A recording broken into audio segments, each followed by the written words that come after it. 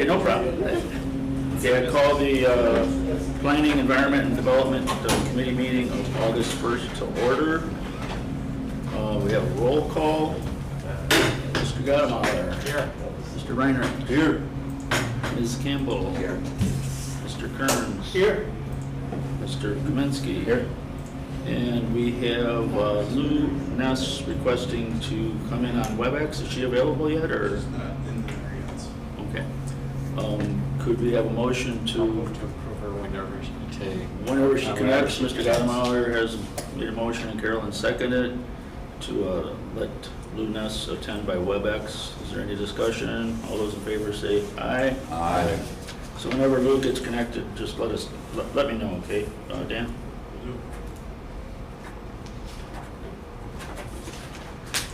Okay, we have minutes for approval. Could I have a motion to approve the minutes from the July 5th, 2023 meeting? Moved by Carl, seconded by Jim. Is there any discussion regarding those minutes? Seeing none, all those in favor to approve the minutes, say aye. Aye. Aye, minutes are approved. Go on to public comment. And Scott's bringing that to me. Susan is here. Susan, public comment. Would you like to speak up so we can get you on the microphone for the public, please? Down on the end? Yeah, down in the corner, yeah. Okay, so it is, this is it, right? This is my time to... This is it. Okay. This is showtime. This is showtime.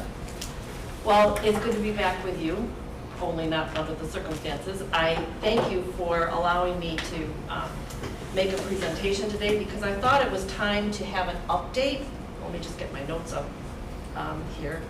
Have an update on spongy moss. My name is Susan Gualillo. I'm a citizen of Marengo, and we live in unincorporated Marengo. We have an acre and a half of 100 acres of wooded property. And since we last saw you, there have been some updates. One of them was that the Northwest Herald apparently reads the information that comes out of this committee, so they contacted us. And my husband was on the front page of the Northwest Herald regarding spongy moss. We received responses from this. Interesting fun fact, when the photographer came out to take pictures, the spongy moss were in the tiny caterpillar stage. They were about a half an inch. When the photographer got back in the car, my husband was saying his goodbyes, and he pointed to the photographer and he said, "You have 4 spongy moss on your clothing." Well, he jumped out of the car and was brushing off, but that's how invasive it actually was. We have seen since articles popping up in other areas that our neighbors have picked up on and have given us copies of, both digitally and also in paper. And like I said, we have heard of other infestations, or what they think are infestations throughout McHenry County. We're not really sure. It's not confirmed, but people do start talking. So here's the deal. As we attended meetings this early spring, we could see that the wheels of government take some time to get rolling, and we had what we consider to be an emergency situation. In our 100 acres, we have 25 homeowners. In varying degrees of property, an acre and a half up to 20 acres, depending. And so we contacted them, and we received 19 of 25 commitments to hire privately an aerial spray. So we called Hendrickson's spraying service, which is the spraying service that the state of Illinois uses, and they agreed to come out for a private cost, which is far more than what a municipal or a county cost would be.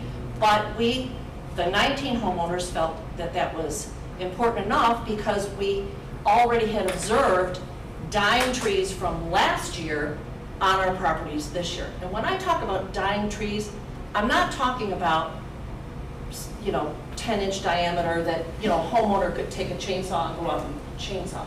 I'm talking 20-inch diameter to 28-inch diameter trees. So we have to for the most part, we have to have it professionally done. Some of them are, you know, near power lines, some of them are near driveways. So we are in the process now of getting some of these big trees sadly taken down. So all the homeowners, we collectively all wound up paying $16,000 to have the aerial spray come out. They were very, very good, very thorough, and honestly, within 3 to 4 days, it was like the moss dissipated. They were just, just were gone. Prior to that, we were already starting to see leaf damage. So we knew that they were there, and we knew that there were going to be a problem. All right, now, I will say this, of the 19 and 25 homeowners, why didn't those other ones participate? A couple of reasons. One 20-acre property, the husband passed away, so we did not feel comfortable approaching him. Another couple were a little concerned about the pesticide situation. It's a food-grade pesticide that's used on organic materials, but even still, you know, they were a little bit nervous about that. And honestly, we kind of feel like in some of those few cases, it was money. Because if you own 9 acres and you need to have them sprayed, you know, it gets up there. So, $16,000 for our neighborhood. Now, I thought it would be interesting. There's a street that has been particularly hit hard. They were hit hard last year, they were hit hard this year. I call them kind of ground zero. Our property is like adjoining them, so we have seen some severe damage, but not to the extent that they have. We have one homeowner, and I thought, just using those homeowners as an example. Last year, the spongy moths were on us before we realized it. They called an arborist out. The arborist said, I can spray up into the trees. It'll only go 45 feet up, but that's better than nothing. They paid $3,000 to have that done. Then this year, their portion of aerial spraying was $270. Then, they are in the process right now, last week, they spent $4,200 to have 6 trees on their property removed that were dead from last year, not a leaf on them. They also have 5 more trees at least that need to come down. So doing a little fuzzy math, that's about $3,000 that they still need to have done. They spent $300 in stump grinding. And then of course that doesn't count all the little extras of getting the wood transported out and so forth. Their total so far to date to manage spongy moth is $10,770 for 2 retired homeowners.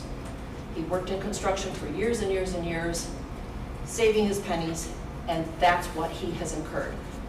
As I said, we're kind of adjoining them, and so we have trees to cut down. We are not at the $10,000 level, but we are 5, 6, 7,000, depending on how many trees we wind up taking down. Ms. Susan, I'd ask you please sort of wrap up to get to the point so we can... Okay, so I wanted to give you those facts because that's what makes it real.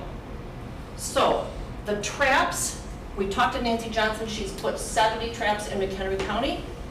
She gave us 10 traps, we've set 10 traps so that we can get data.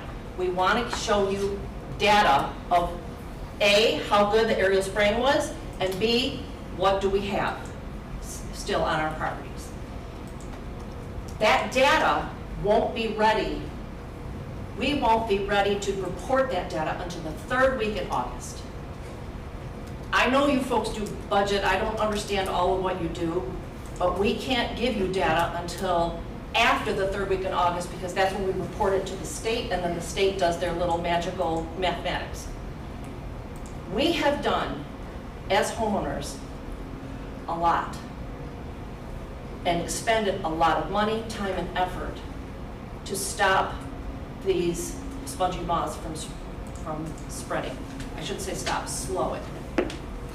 We really need you as a committee to do whatever you need to do to put into your budget monies to help abate spongy moss for 2024.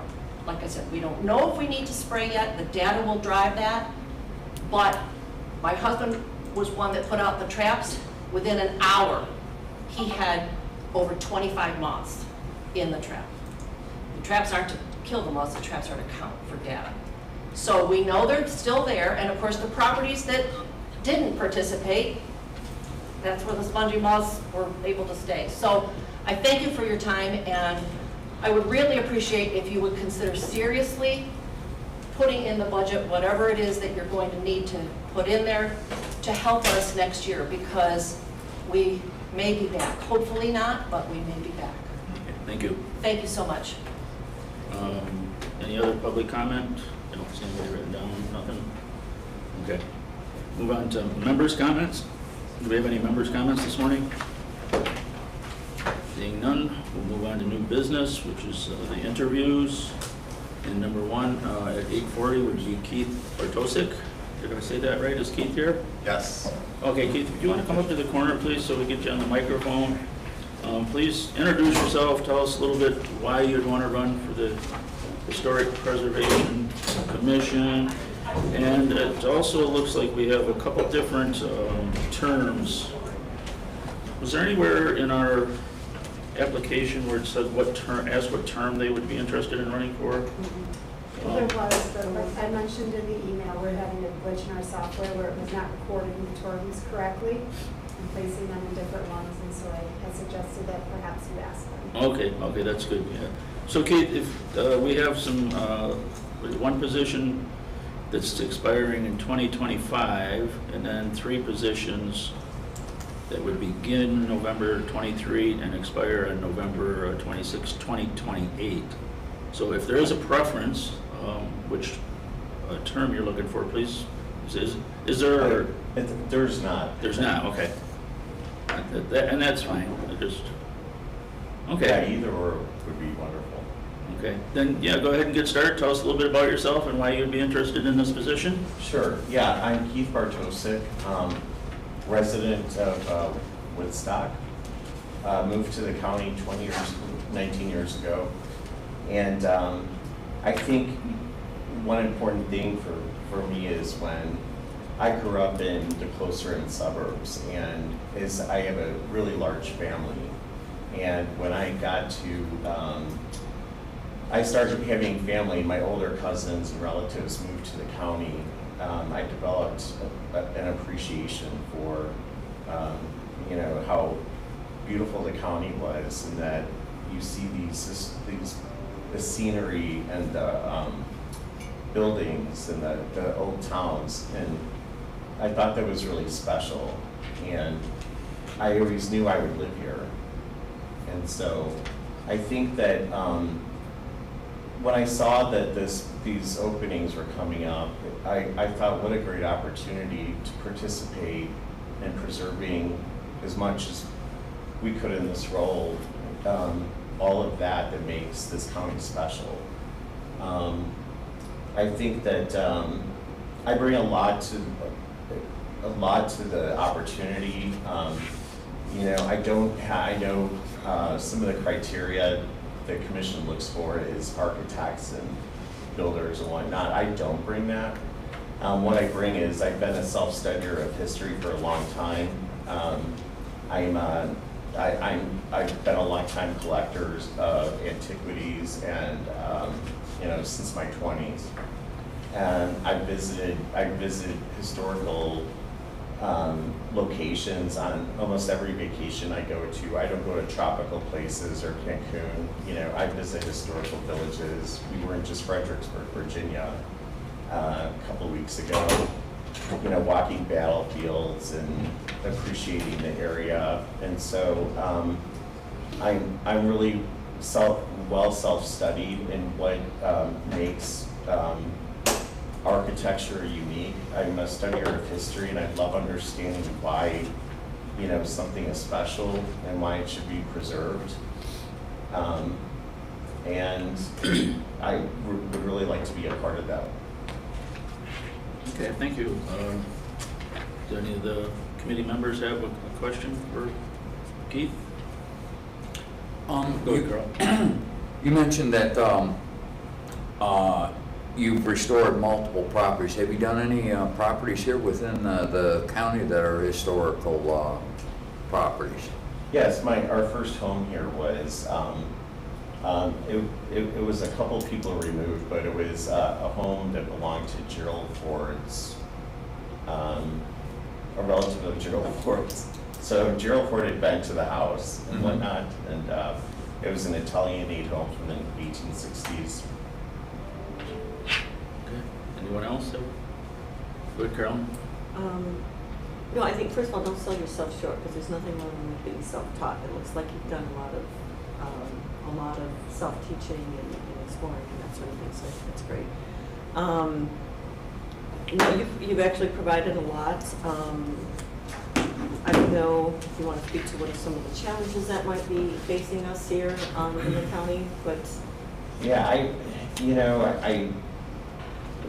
have a my little bit of work in government is sort of on a backside. I've worked in insurance for years. That's my day job. And for a number of years, I actually got to work with public entity liability insurance, and I got to some of that as E&O, and I get to see the challenges that every level of government faces with their citizens, with internally and whatnot. And I know that, on the one hand, you have government, you have people who don't want government in their lives making decisions about how they live and work. And then you have people at the opposite end. I know that there's, people who want you to do everything and things you can't do.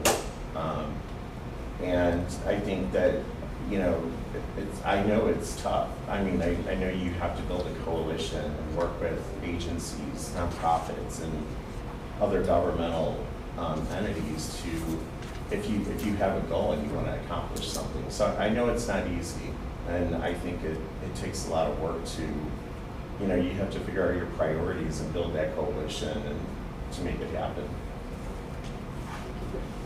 Okay, anyone else? So my question would be, we always struggle with the property rights of the owner balanced against the historic preservation. And I guess I would ask how you would try to make that balance work as a member of the commission. Yeah, well, I did some study and I reviewed, recent minutes, and I know, like, you've been facing that recently, right? And it seems like you're probably always facing it. I think, just really generally speaking, I think the most important thing we could do is foster education as much as we can, and have the citizenry and the landowners understand what something means to the county. Get the public involved as much as you can to get behind you. But I know at a certain point, you have to pick and choose your battles. You can't save everything. I mean, I'm the kind, I would save everything if I could, because I love, old structures and old buildings, but I know it's not that simple. I don't know if that answered your question. Yeah, that's fine. Yeah. Okay, anyone else? Anything else? Okay, well, thank you for applying, and thank you for coming in this morning.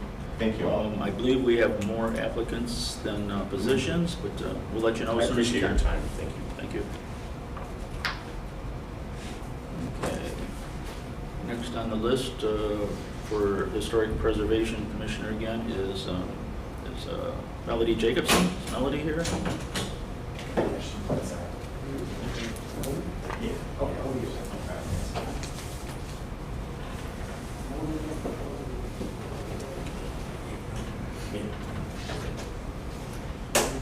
many positions do we have? 4. How many interviews or positions? Positions. Positions. 4. 4, but we have 5 now. Yeah, 4 or 5 applicants.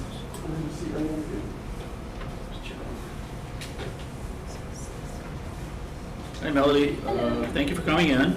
If you'd like to introduce yourself and let us know a little bit about your interest in this position on the Historic Preservation Commission. My name is Melody Jacobson. I'm currently an architect at Chipman Design Architecture on Des Plaines. And I've actually been on the commission for the past 5 years. I'm the chairman of the site survey committee. And so I would actually like to continue on the board, you know, to offer my expertise in design. And I feel that, you know, preservation of old buildings, components, those things can be, you know, really just connected to our present and our community, and brought into our future for our community as a whole. So that's why I would like to be recommended for a new term on the commission. Okay. So you've been on the commission for 5 years now? Yes. Is it? Okay. Does anyone have any questions for Melody? Go ahead, Joe. What was the biggest challenge in the last 5 years? Biggest challenge? Well, just, I wouldn't say there were any challenges really. I know we came in contact with some, you know, community members that maybe didn't feel that they wanted to go forward with, you know, with any of the preservation, or they're more mostly geared towards demolition of the property to, you know, do some more developments and things like that. So there was a little bit of challenge there. But it was a great experience. I know we hit a little lull there for a minute due to COVID, but once things picked up, it was a great experience to go out to the different sites and just have, you know, survey the different properties and gain some experience and exposure to preserved buildings. Anyone else? Anything? Jim, go ahead. So, back to the question, one question about preserving, and recently we've had landowners who didn't want the buildings preserved. Give us your impression on that. If a landowner doesn't want to preserve a building, what's your thoughts on that? Thoughts on that? Well, when that occurred, we did have, you know, the townspeople, the community interviewed, and, you know, they came with their, you know, heartfelt stories and reasons why they wanted that particular property or structure preserved. And so I take to that, you know, because I do believe that every community is about the people, and so I would go with that route. Okay. Anyone else have anything? Okay, well, thank you for applying. Thank you for your past service. And I do want to follow up on that just a little bit. Okay, sure. I'm sorry, Yeah, just no taking problem. a few minutes to get my wheels Nope. moving here. So to that end, I mean, there were some other solutions that came up out of some of those things that, in terms of maybe potentially moving structures and stuff like that. Are you open to that kind of thing when those kinds of opportunities arise? And I think that's kind of like different people have different views about where they ought to go. Right. Right, and so what are your thoughts about when, you know, if there's other opportunities to maybe save a structure but not necessarily on site? Yeah, I'm definitely open to that, because, you know, the whole point is to save the structure, or at least elements from it, that we can carry on into the present and future. So, yeah, I am open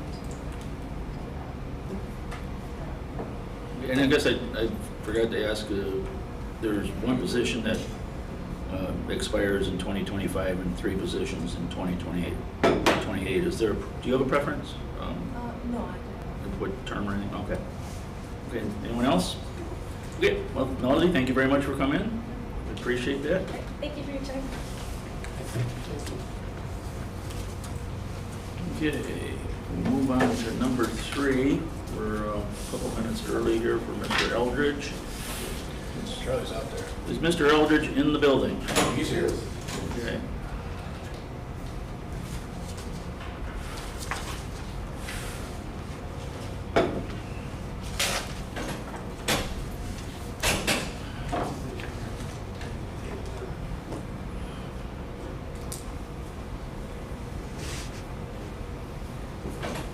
So, Mr. Eldredge, good morning. I'm glad you are applying for this position.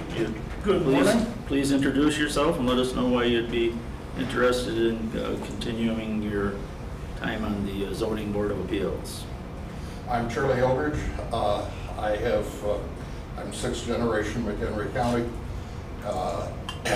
I've been active in county affairs since I moved back full-time to McHenry County about in 1990.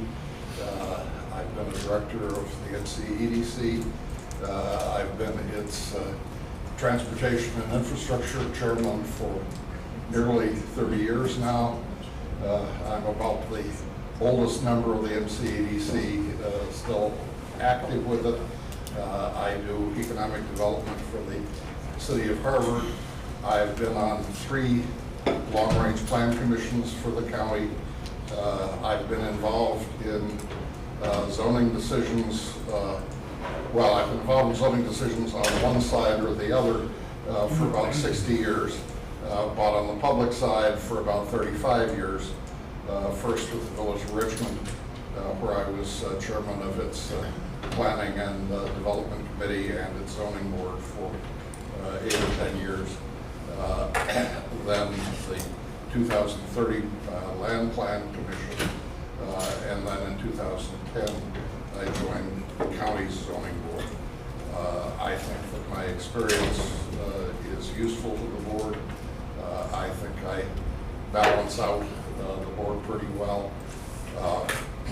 And while I'm getting pretty old, I think that while the body is failing, I think the mind is still doing okay.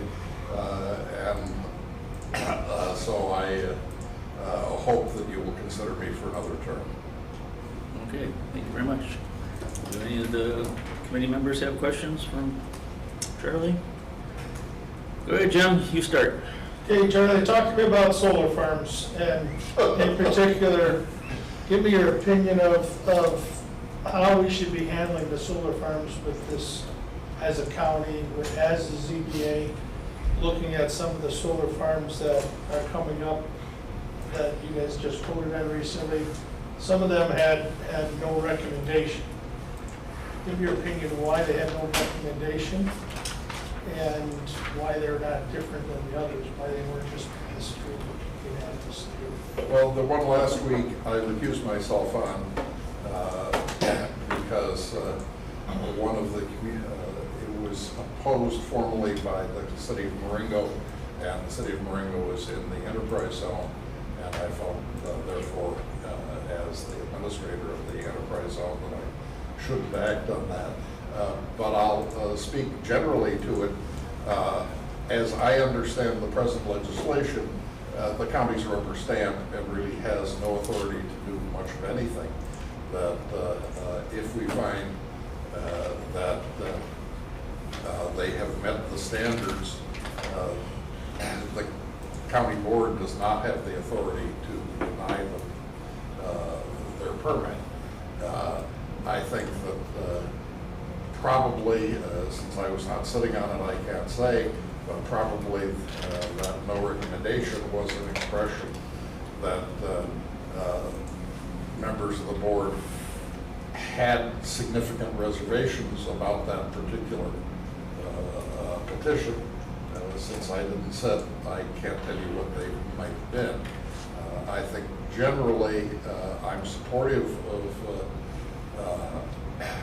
solar farms, but I think there is a rush because of the legislation, which is extremely favorable to the solar industry, to get a bunch approved, and in some cases they're on parcels that probably that isn't the best long-term use of them. So, long-term use. So do you favor this indefinite time frame that have come out of several of the decisions that basically it's a permanent zoning change? Well,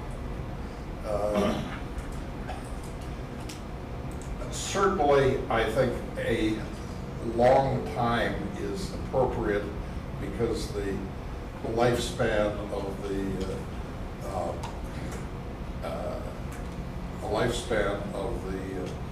panels seems to be 25 to 30 years and seems to be getting longer. So I think that it wouldn't be economic to do the normal 10 years that we do. I think we get none, and I think it is in the interest of the county to have solar farms. On the other hand, simply unlimited, I would not favor.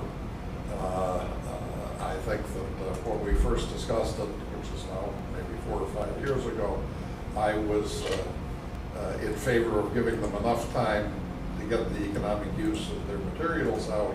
But if they wanted to renew and put what is effectively a new farm there, I thought they ought to have to come back to us at that time, which was a 20, 25-year period at that point. But mine was minority opinion at that time.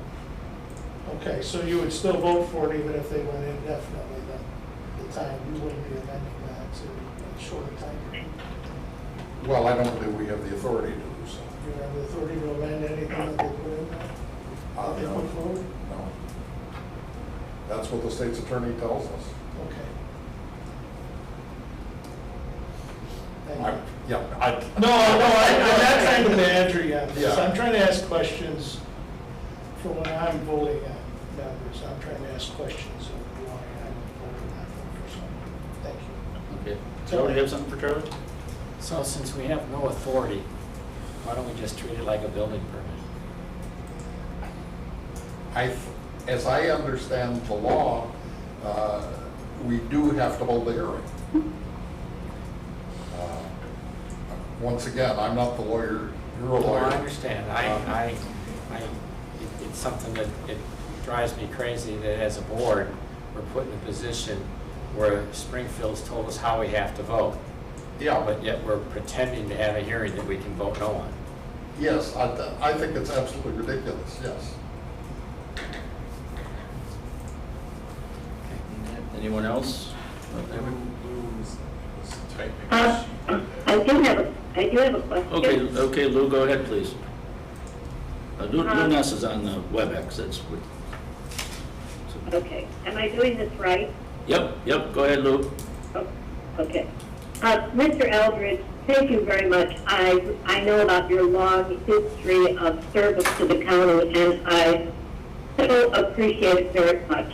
Can you say a little bit about how historic preservation interact with land use or land use planning? If you have an answer, if not, that's fine. Well, I am a strong supporter of preserving our historic assets.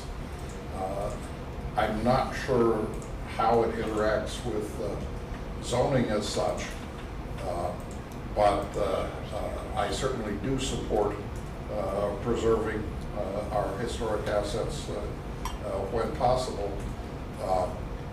We have, I myself live in a home that my great-grandfather built in 1876, and I'm very proud of that, on land that our family bought from the government in 1837.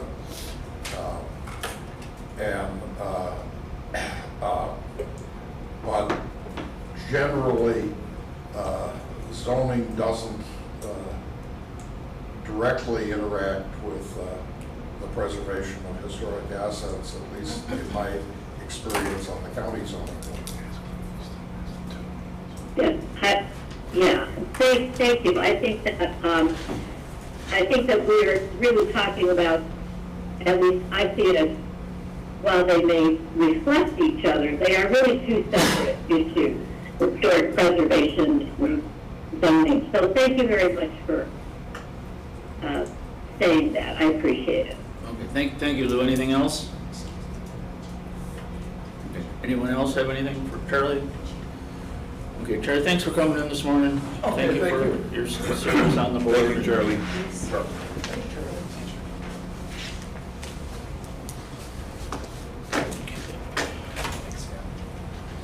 Dan, we have Emmanuel Vlamakis, if I'm saying that correctly, otherwise I apologize.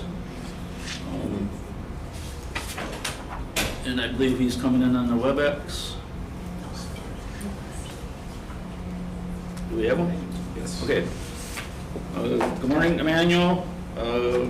Thank you for applying for this position. If you would please just introduce yourself and tell us a little bit about why you would be interested in being on the Historic Preservation Commission. Yeah, absolutely. Good morning to everyone. My name is Emmanuel Vlamakis, resident of Lake in the Hills. Moved here in 2020 with my wife and three little boys. I'm an engineer, an assistant engineer at Cisco by trade. But I've always had a keen and acute interest in historic preservation. And I also feel that it's the responsibility of citizens like myself to serve the greater community and be involved in civics in McHenry County. Okay, thank you. Do any of the committee members have any questions for Emmanuel? Jim, you want to go ahead? Ask the same question we asked some of the other ones, and that is, some of these building preservations attempts have been against landowners' wishes, and we've tried to force it on them. Tell me your feeling about that, and if we should, as a historic preservation, try to force that upon a landowner. Absolutely. I'm very much against government forcing policies upon citizens. I think it's in government's best interest to, if they feel they have a compelling interest in declaring a site or structure worth, historic, try and preserve it historically. It's in the government's best interest to convince rather than compel by force, whether through law or other means, that individual or private entity to declare that site historic or that structure historic. Forcing citizens, I think, almost dissuades people from trusting government. The citizens have to first trust government officials that they are doing the right thing. Compelling by law or force, I think, breaks that trust. Thank you. Okay. Anyone else have anything for Emmanuel? Okay, I'm not seeing any other questions here. Thank you very much for applying for this position. And there's terms that are one term expiring 2025 and 3 terms expiring 2028.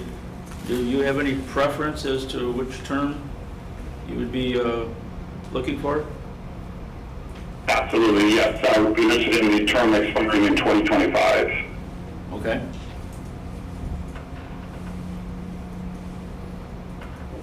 Very good. Okay, thank you. Thank you very much. Appreciate your time this morning. All right. Yep, and we'll let you know as soon as we can. Thank you very much. Have a great day.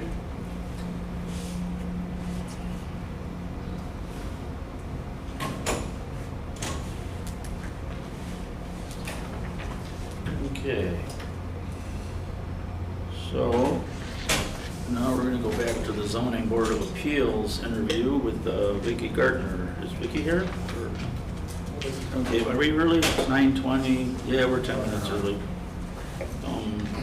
Do we have Anthony Alfaro or Kirk Donald available? Nobody's out there. Nobody? Want to take up the routine consent agenda? Pardon? Want to take up the routine consent agenda and pull things out of order? Well, let's see what Scott says. We could do that.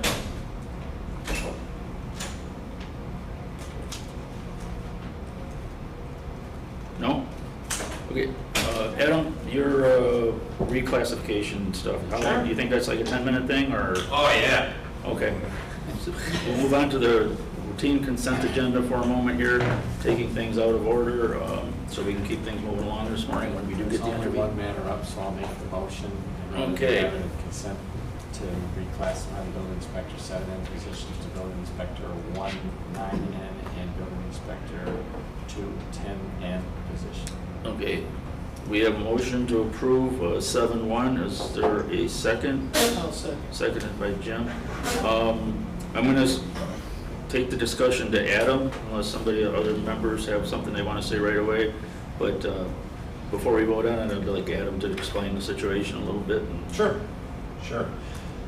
So the role itself is it's a building inspector, so they're applying the building codes to the actual construction, verifying the scope of work that matches what was approved, and then kind of getting people through the process. So staff, we've certainly had inspectors, we've had long-term inspectors. Inspectors that we have now are fulfilling the roles of the position. I'll say it that way clearly. And as such, they've brought back some inequities and identified some inequities or understatements and underclassifications. So taking that, we went to HR and we talked it through with Cheryl. We worked on this in 2 big sessions and identified a couple of true kind of understatements in the classification. The primary areas that were graded lower than they really should have been after kind of exercising all the different roles and responsibilities were public interaction. These people are in people's homes and their businesses. For many, they're the face of the county. They're the ones they know. And then data management. So certainly the construction techniques and technology, applying that on the spot, digesting what they're seeing, looking at the plans that have been approved, and then giving direction. So not only corrections and corrective action that needs to happen, but this is what needs to happen in this phase going to the next phase. And then the next piece that was graded pretty low was environmental risks. So by nature, they're in buildings and in sites that are in the process of being developed or in violation and not complying with codes. So those 3 areas in the current classification were addressed to meet where what they're actually encountering and facing. As such, or there's one more component, compensation. And this is where it all stems, to be perfectly frank, with as we looked at it.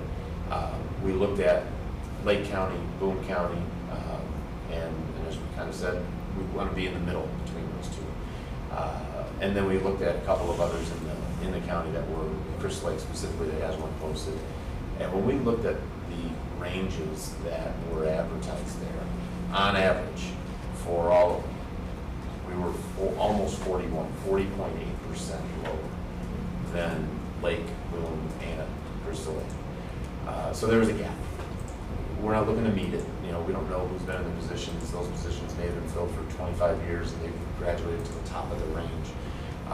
But certainly recognize that in addition to those performance, the other classifications, compensation would go up. So there's, would be justified.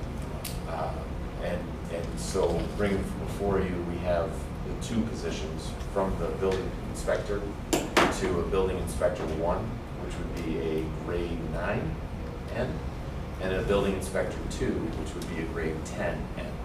The difference being certifications. So currently, we've requested, but we haven't mandated these certifications. Everybody that we have has a background in construction and what they do. Currently, we have someone that's an architect, been an architect for almost 15 years, another one that's been a builder for almost 45 years. So they have a definite understanding of what they're seeing and how to approach and how to complete projects. The certifications will add that, they'll bonify these positions long-term. So getting them into those ranges and getting. So this is going to affect 2 people? Or This would affect 2 positions, yeah. Yeah. 2 positions, or how many people? 2 people. Yeah, sorry. Okay. Yeah, that's 2 people. And they would both be eligible for the B1, the building inspector 1. Okay. And Am I understanding that this is going to be cost neutral at the end of the day? So, yeah, there's no request for additional funds. With the attrition that we had last month, we were able to capture it under this current budget, under our current budget. Okay. Any other committee members have anything for Adam on this? The Okay, projected, go ahead, Jim.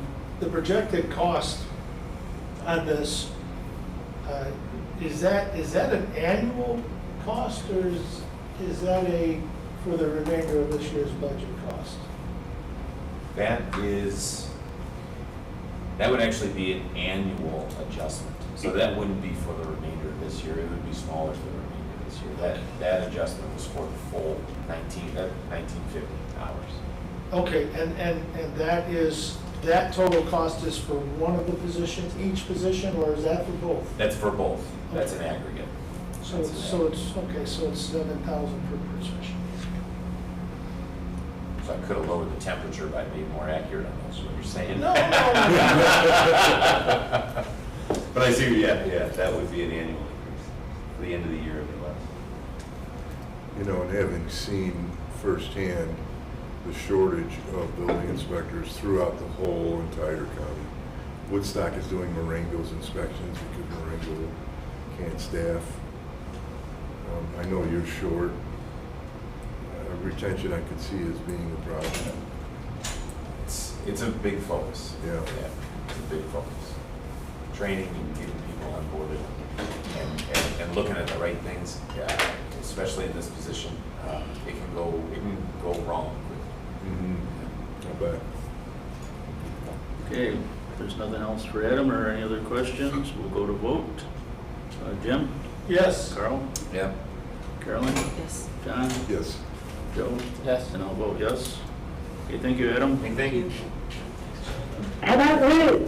How about Lou? Sorry, Lou. How would you vote, Lou? Yes, that's totally fine. Yeah. Okay, we got a yes from Lou. I'm glad you pitched in there, Lou. Oh, boy, okay. Hi, Vicki.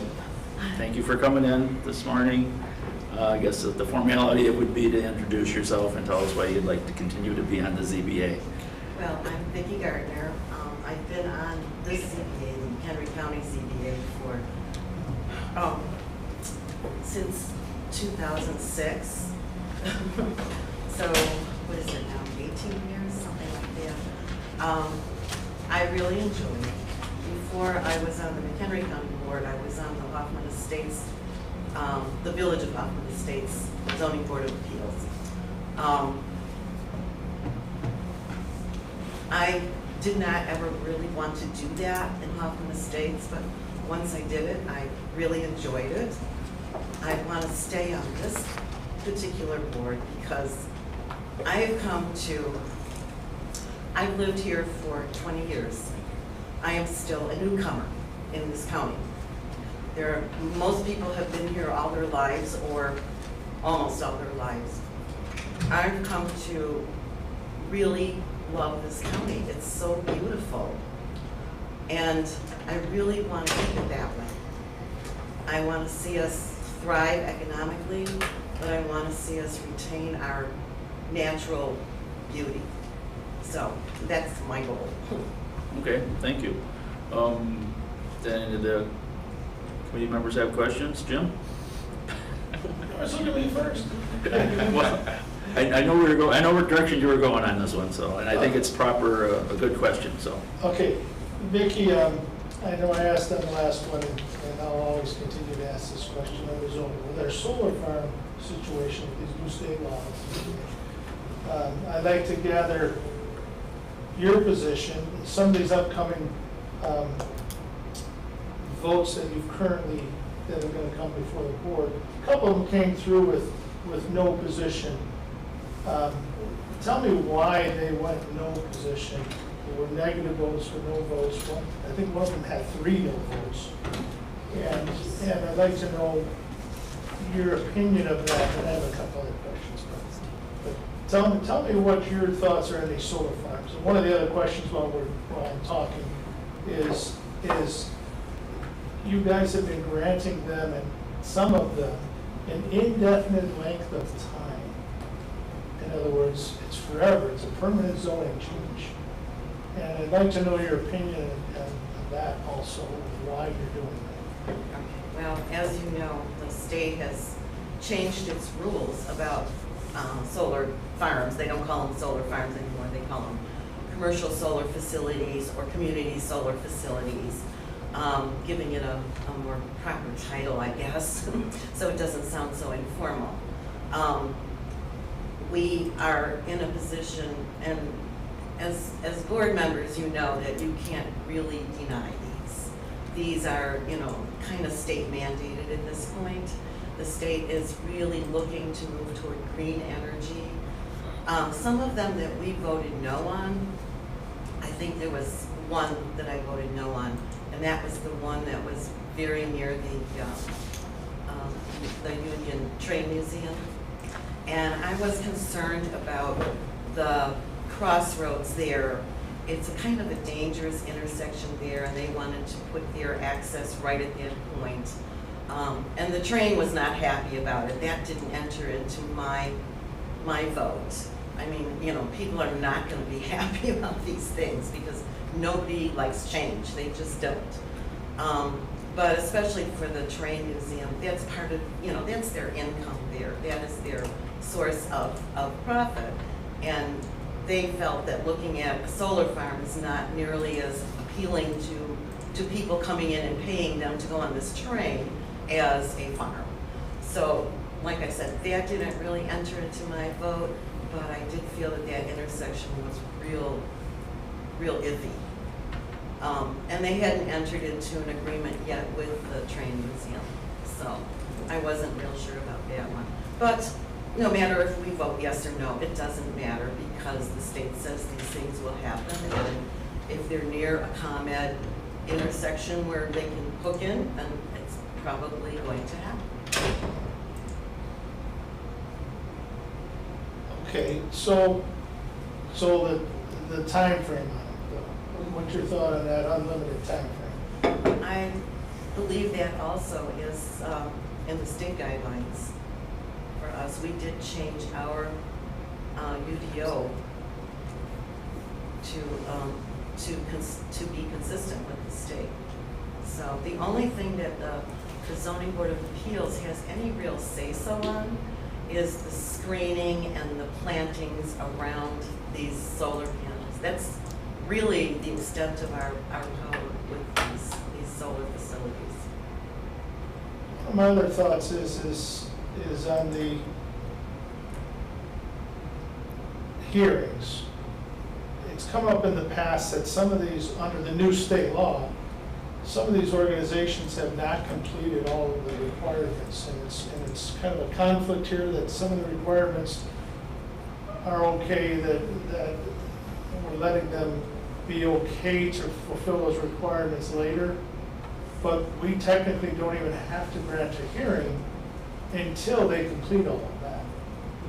Do you think we should be granting these hearings? I believe now we do have to grant them hearings even before they complete all this.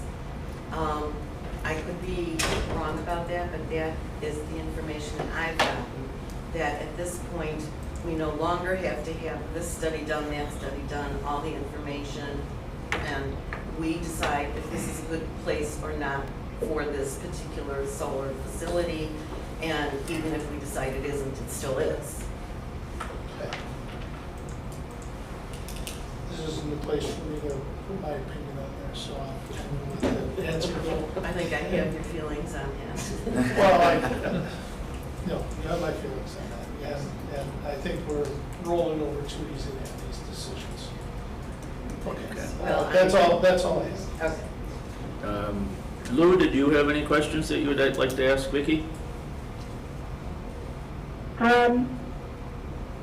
I do, but I'm not, I can't quite formulate them. I'm trying to think of a way to understand how, as a larger body of government, creates laws that will have a long-term benefit to us And in the short term, there's significant resistance, I think, of seatbelts as one of them.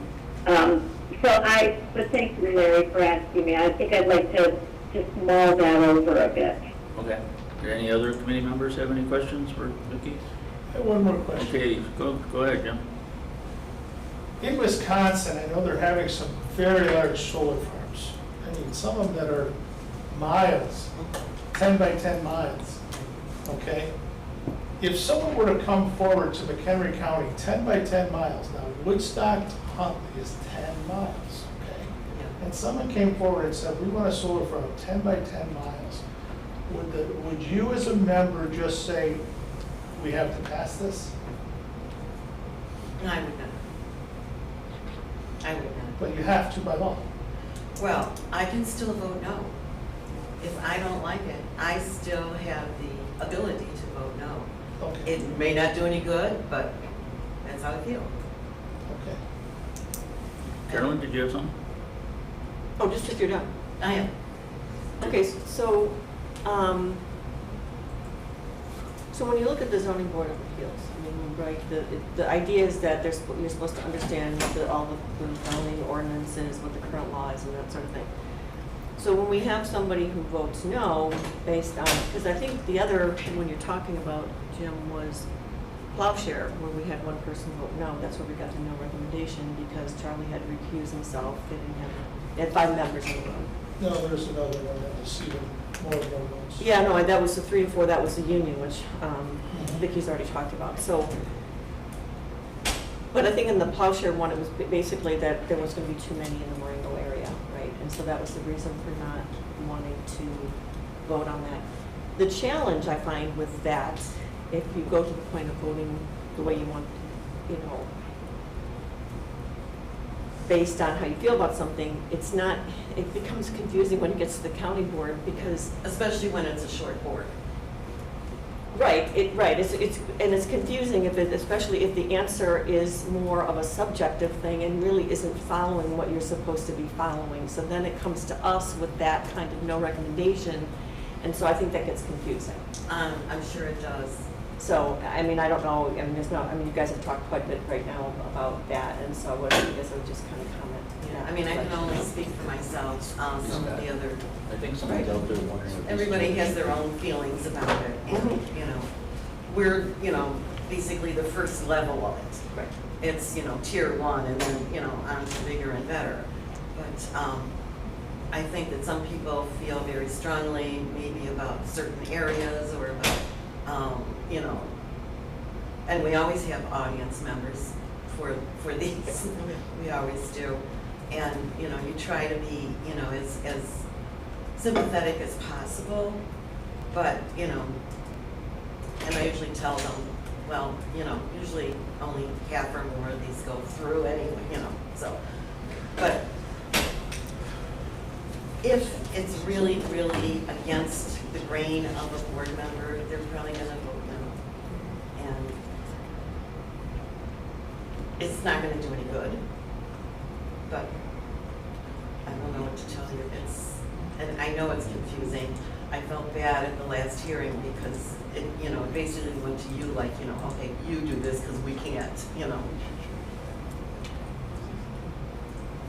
Okay. Anyone else have anything? Okay. Vicki, thanks for coming in. Thank you for your service. Thank you very much. Oh, I know. Okay.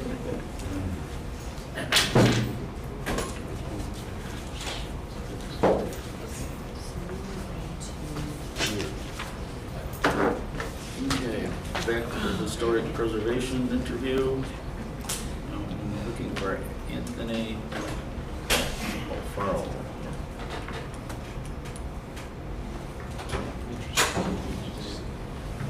Good morning. Good morning. Are you Anthony? I am. Okay, Anthony Alfaro, did I say it correctly? You did. Yeah, okay, well, please introduce yourself for the public record and tell us a little bit about why you'd like to be on the Historic Preservation Commission. Sure.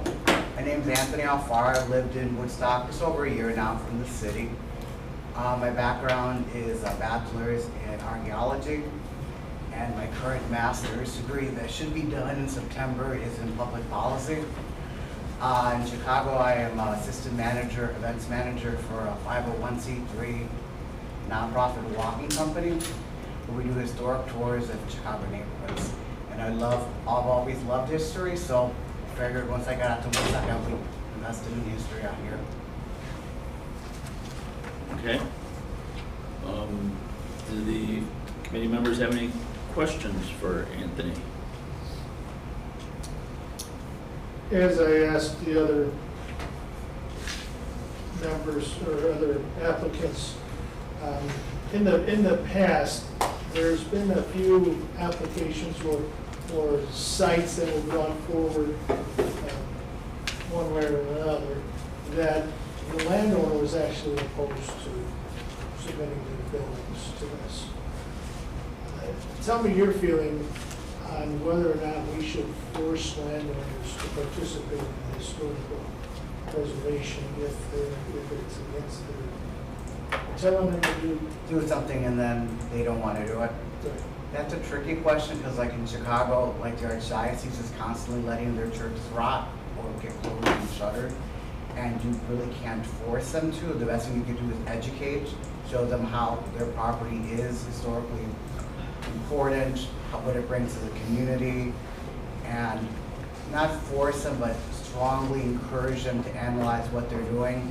Even when it comes to basic housing in the area, a lot of people are converting former houses from the 1950s and 60s or Victorians and muddling them to make them look trendy, but they're destroying everything that's historic about them too. Even though they're not historic home, they're still part of the character of the community that you're destroying by making it look like a modern farmhouse or trying to totally redo it. So I think it's important to educate people. Your property, even if it's not deemed historic, it is important. You should analyze it, look what makes it special, and not just let it go to rot. Okay. That's all I have. Anyone else? Go ahead, Carolyn. Yeah, it kind of builds off what Jim is saying because it, so up here, a lot of what we talk about are historical structures that are on perhaps like farmland. And so it's not so much a structure that somebody's living in, it's more of, it's not being, they're not keeping it up because they don't really need it. Mm-hmm. And then forcing that person to do landmark it, then they have to upkeep it. And the question is, so it's a little bit different context than you might have had in Chicago because, I mean, that's not, if you're on a farm or something like that, you really don't need that structure, right? And so how open are you to trying to find creative ways to making that happen, not necessarily on the property, but perhaps somewhere else? I mean, do you have ideas about how you might address a situation like that? Does the county have a budget to supplement people if they want to help restore historic properties? Not currently. Currently? And then that's done more like with nonprofits or something. Okay. Yeah. Because I work for a nonprofit. I would just have the farmer or whoever's in question, if somehow the community can be involved, if they can use that as some kind of asset. Like I've known people here in Woodstock that currently run a farm that they occasionally rent it out for events. And they can generate some money off of that. Or if you can make it sound like their property or their thing that they're no longer using could be used for something else that could generate them money, maybe that could be an incentive. Good. There's one position that has a term expiring in 2025 and 3 in 2028. Do you have any preference on what term you're looking? For 2028. I mean, I'm locked on a 30-year mortgage, so I'm going to be here for a while. Okay, good answer, yeah. That would do it, huh? Okay, any other committee members have any questions for Anthony? Okay, no other questions, Anthony. Thank you very much for coming in this morning. Thank you very much for having me. You bet. Thank you.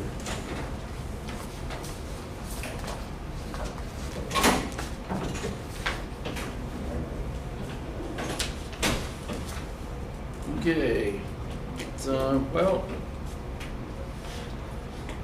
we have one more interview. It's at 9:40, so I don't feel that we should exclude the person since they have 4 or 5 minutes to get here yet.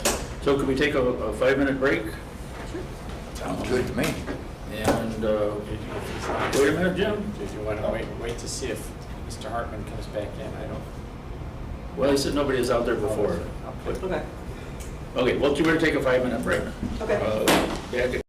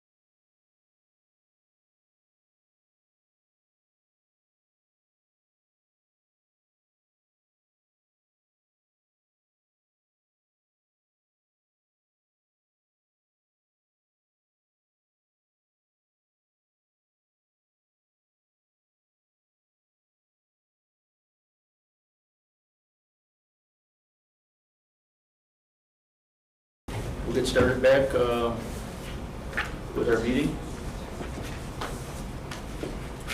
Okay, Donald Kirk? Kirk Donald. Kirk Donald, okay. If I could, you know, I put my glasses on, I can get this right and see that there was a comma there, so. Okay, please introduce yourself and let us know why you'd be interested in this position on the Historic Preservation Committee. Well, my name's Kirk Donald. I've lived in Johnsburg for about 35 years now. History is a passion of mine. I live right down the street from the Passaic Yacht Club, which all of you know has been plaqued by the McHenry County Historical Society. I do wine tastings there. That's what I do for a living. I sell wine, and I travel all over the northern and middle part of the state. I go as far south as Sterling. Yesterday I was in Oregon, Illinois. And a lot of times when I'm driving, I stop and I'll check out at State Park, that kind of thing. Like last week I stopped at Castle Rock State Park and took pictures and that, all that kind of thing. I'm very interested in preserving the history in McHenry County because McHenry County has a lot of history that many people aren't aware of, okay? Through my involvement with the Knights of Columbus, I co-founded the first Hispanic council in McHenry County, San Jose, El Trabajar. That was at St. Mary's Church in Woodstock. A lot of folks don't realize that the other council, Knights of Columbus Council at St. Mary's, is 775. That's one of the oldest councils in the world, okay? So the Knights of Columbus have about 20,000 councils worldwide, and they go by the number that they came into the organization. So Woodstock's is 775. So it's one of the oldest in the world, started in the late 1800s. And in fact, one time, St. Silos passed through Woodstock, and he stopped at St. Mary's. So other things, I'm very interested in preserving certain pieces, or at least looking into it. On Route 173 in Chemung, there's a little gas station. Presently, it's called the Craft Station. But it's actually, at one time, I'm almost certain it was a gas station, but it's just the coolest little building. And, you know, if we could get volunteers together and donations to restore that building, find out, you know, get the owner's approval, that kind of thing, it would be a historic landmark for the county, you know. Other things are in Johnsburg, there's a silo, a corn silo on Spring Grove Road, headed south from Johnsburg Road. And that was, it's one of the oldest silos in the country. A lot of folks don't realize this, but corn silos were created here in McHenry County, in Spring Grove, okay? And the Mays brothers started building silos after that, and you can tell when it's one of their silos, and this silo is in excellent condition. It has a diadem on the top. It looks like a little concrete diamond on the top. And so I'd like to see if we can preserve that. Chapel Hill Golf Club, a lot of folks don't realize that the artist that started Andy Gump cartoon series was the one who founded Chapel Hill Golf Club. Okay, originally, it was only a 3-hole course, and he and another person used to get together and play golf there. And then it took off from there. St. John the Baptist Church in Johnsburg, okay, should actually be on the National Register of Historic Places. However, the pastor there doesn't want that because he doesn't want federal dollars involved with his parish, and I can't blame him for that. But there was actually in the mid-1800s, a movement of German people that came over to the United States. In our country, 27% of our heritage is German, okay? So these German folks came over to the United States, and they built parishes, and there's 2 parishes that have specific German significance. One is in Johnsburg, Illinois. The other is in Johnsburg, Wisconsin, okay?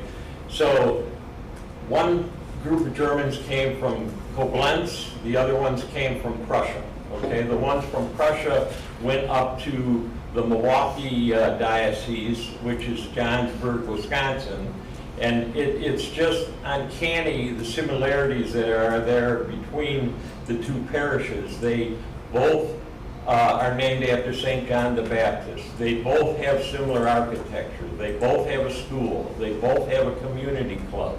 They both have Johnsburg Road leading up to the church, okay? They both have the same crucifix in the cemetery. They both have similar names, last German names in the cemetery. And, but anyway, they came over here, and to escape the Prussian persecution of Christians, so to speak, or they looked down on the Catholic Church at that time. But anyway, so St. John's in Johnsburg, Illinois is on the National Register of Historic Places. Their parish was founded in 1842. Our parish in Johnsburg, Illinois was founded in 1841, okay? So actually, we're kind of, we were first, okay? But anyway, I don't know, I could go on. I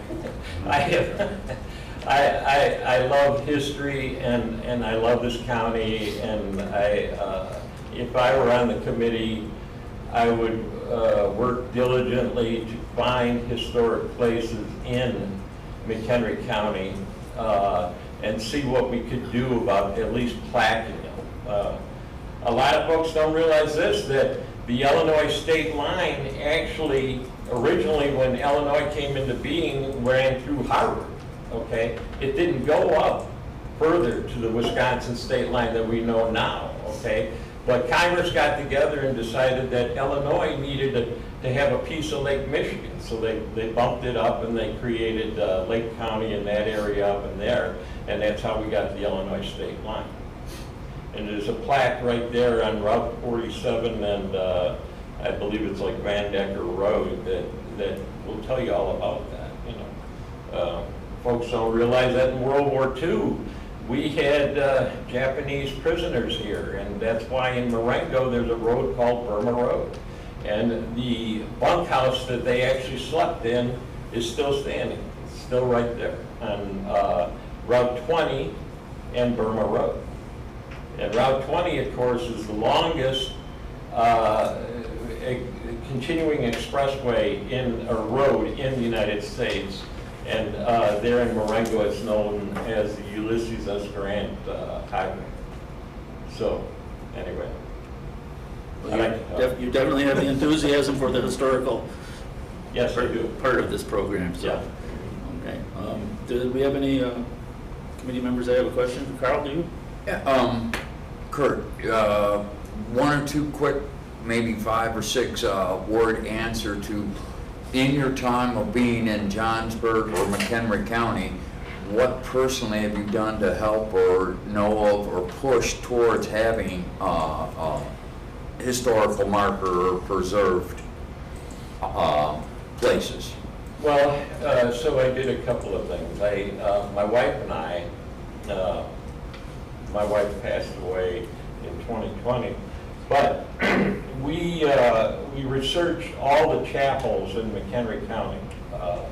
So in other words, like in Johnsburg, the Miller Chapel, the Schmidt Chapel on Chapel Hill Road, I can tell you everything about it. You know, my wife and I researched all those, okay? So there was no need to plaque or anything like that, but we just researched them. And then like recently with Tim Harrison or Harrison's Resort and the Cabins. I went to the dedication there of I think it was cabin number 8, and but that was from the day when folks would come out to Johnsburg and go fishing and that kind of thing and stay in the cabin over the weekend.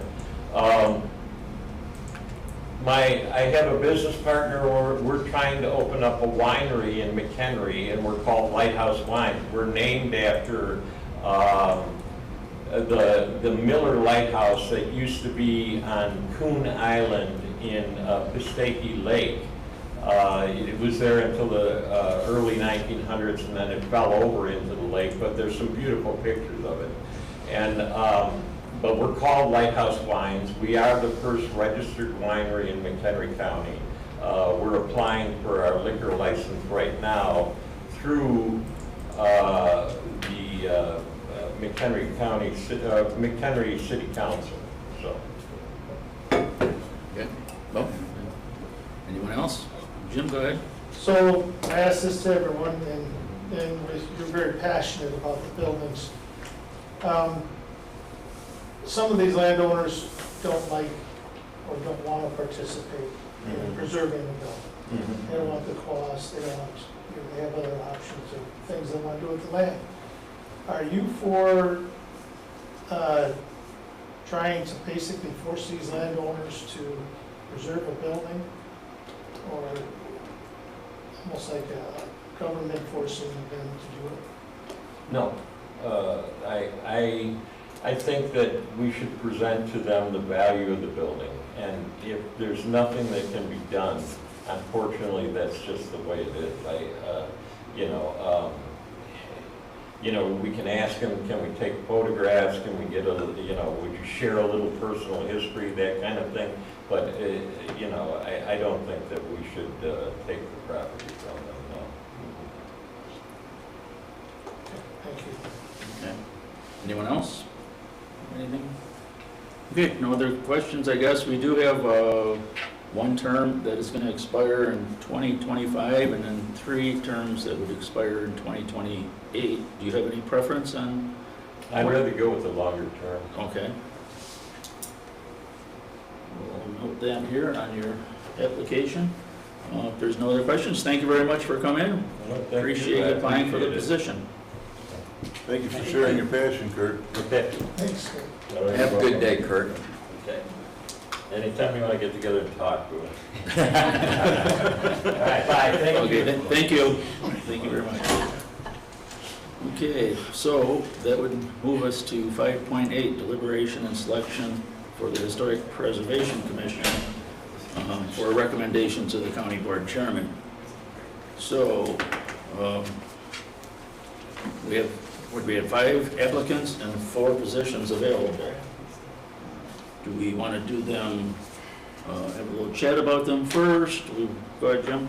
Well, I was thinking, we only had one member and who wanted the 2025, that was Emmanuel. Correct. Some of the other ones didn't care about. But I kind of like that guy, and he was in my pick for everyone, but maybe we could just select the 25, who we want for the 25. I think that's fine. Well, the only thing I think maybe we should talk about each, I know what you're saying. No, I don't because think we're talking about everybody. Yeah, I was because I think saying there we might, should split that.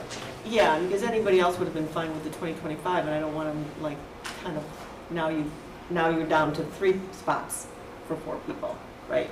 Yeah, there was a couple that would prefer the longer term. I believe it was Mr. Don. Well, that's and Anthony Alfaro. Anthony Alfaro, and yes. Kirk. That would be their preference, but I don't know that they would say no to the 2025 either, as you're mentioning. So,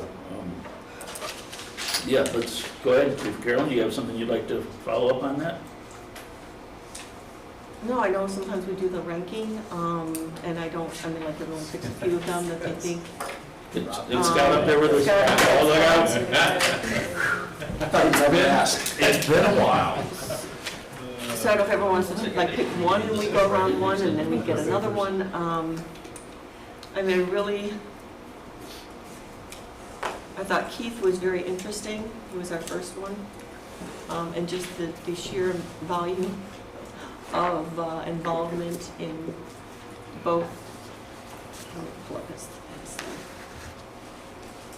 Just his ability to identify structures and types of materials that are used and the time periods and his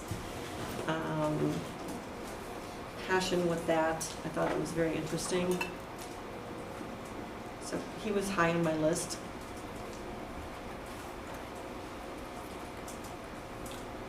Keith was a plus for me too.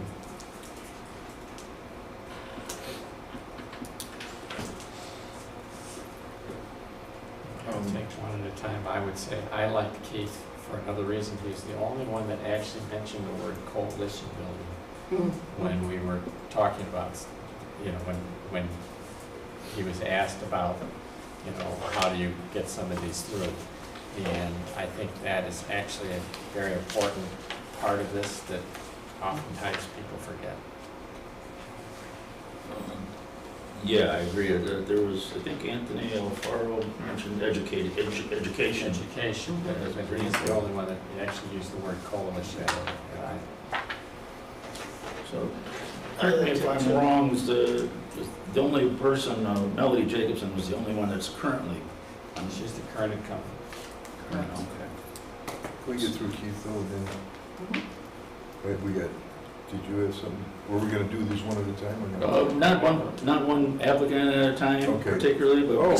Just throwing out if you have a Yeah, if really you got top a preference, choice. John, go ahead and state a couple names. Well, I had three. I had M. Jacobson and Kirk Donald along with Keith. Those were my three tops. The other ones I was agnostic about. Okay. How many commissioners are on this Historic Preservation Commission? Is there like 11 or So 9? Okay, and we have 4 positions open. So I'm just going to throw it out there that I think that Melody Jacobson's for continuity purposes. Otherwise, it would be like changing. yeah, absolutely. The experience in itself. Yeah, the experience, and otherwise we were just sort of flipping the whole board almost if we would not have her in that position. To be honest, gotta get to my bottom two. My bottom two were Anthony Alfaro and Melody Jacobson, and I think that's why I'm having trouble deciding between those two. Okay. But your point of continuation is a good point.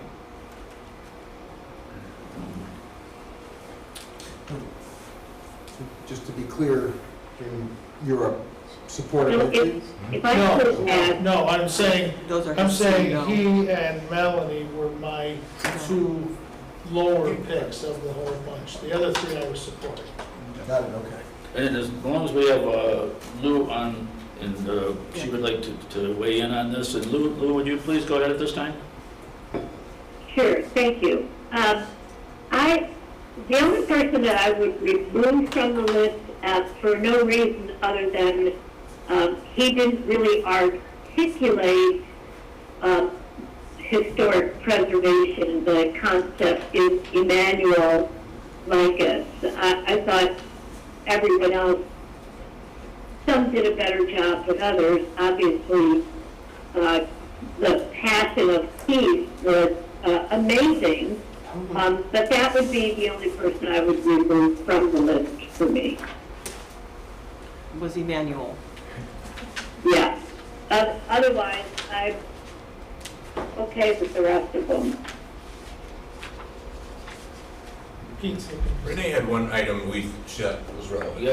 Go Yeah, ahead. I just Thank you. wanted to jump in and remind you that the Historic Preservation Commission, there are a few people that you want to try to get. One would be a lawyer, real estate professional, and then an architect as the most important, because you have to have somebody on that commission that really understands the structural integrity and that sort of thing. And That would be Melody Jacobson, has been yeah. that person for the last 5 years. Or that would be I just Melody. want to remind you. Right, the I'm saying, architect. you're saying that would be Melody? Melody, yes. Okay. And I believe Emmanuel is engineer. Yes. Yeah, he was engineer. There is a and- sophomore. Pardon? He's a software engineer. Okay. But, Works for Cisco as a software. Yeah. and he, okay, software engineer. He stressed, education is, as far as, I'm not opposed to him, I just, there's a difference. Yes, I get it, between yeah. Architect and. he doesn't drive a train. Well, I think,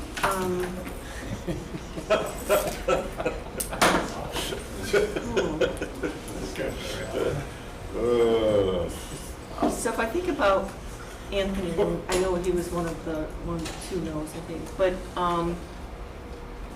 what I think kind of what he brings to the table is, for one thing, brings some youth to the table. I don't actually know the entire makeup of the board, and it's not a thing about age, but he's new, and he's got a passion for historical structures, and he does the tours.